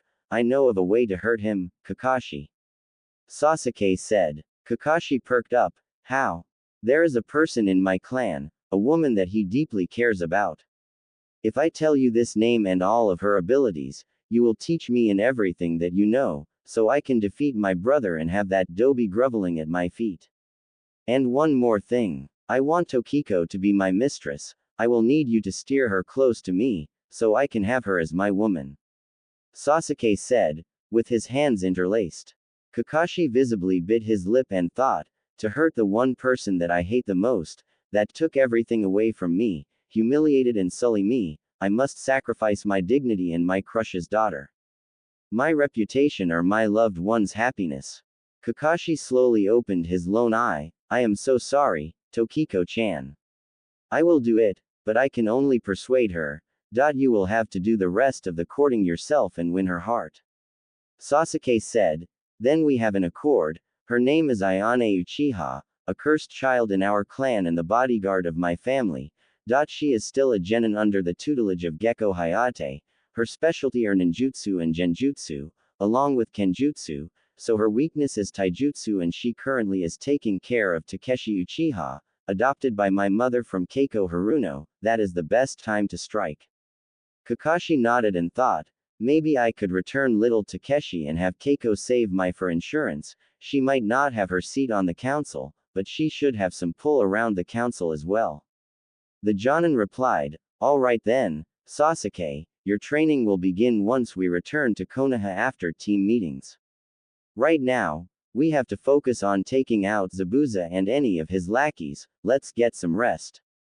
Next day, Tokiko came downstairs with a grouchy look on her face. She had met Sasuke in the hallway and he had the gall to hit on her, so what did she do? Well, she did what all righteous women did against jackasses that tried to force their demands on them. Well, she gave the Uchiha a well-placed and well-deserved knee to the crotch, where Sasuke's precious area, that he will never use for a long period of time, much to Sakura's displeasure and Naruto's secret delight. Morning, Tsunami-san, where is everyone?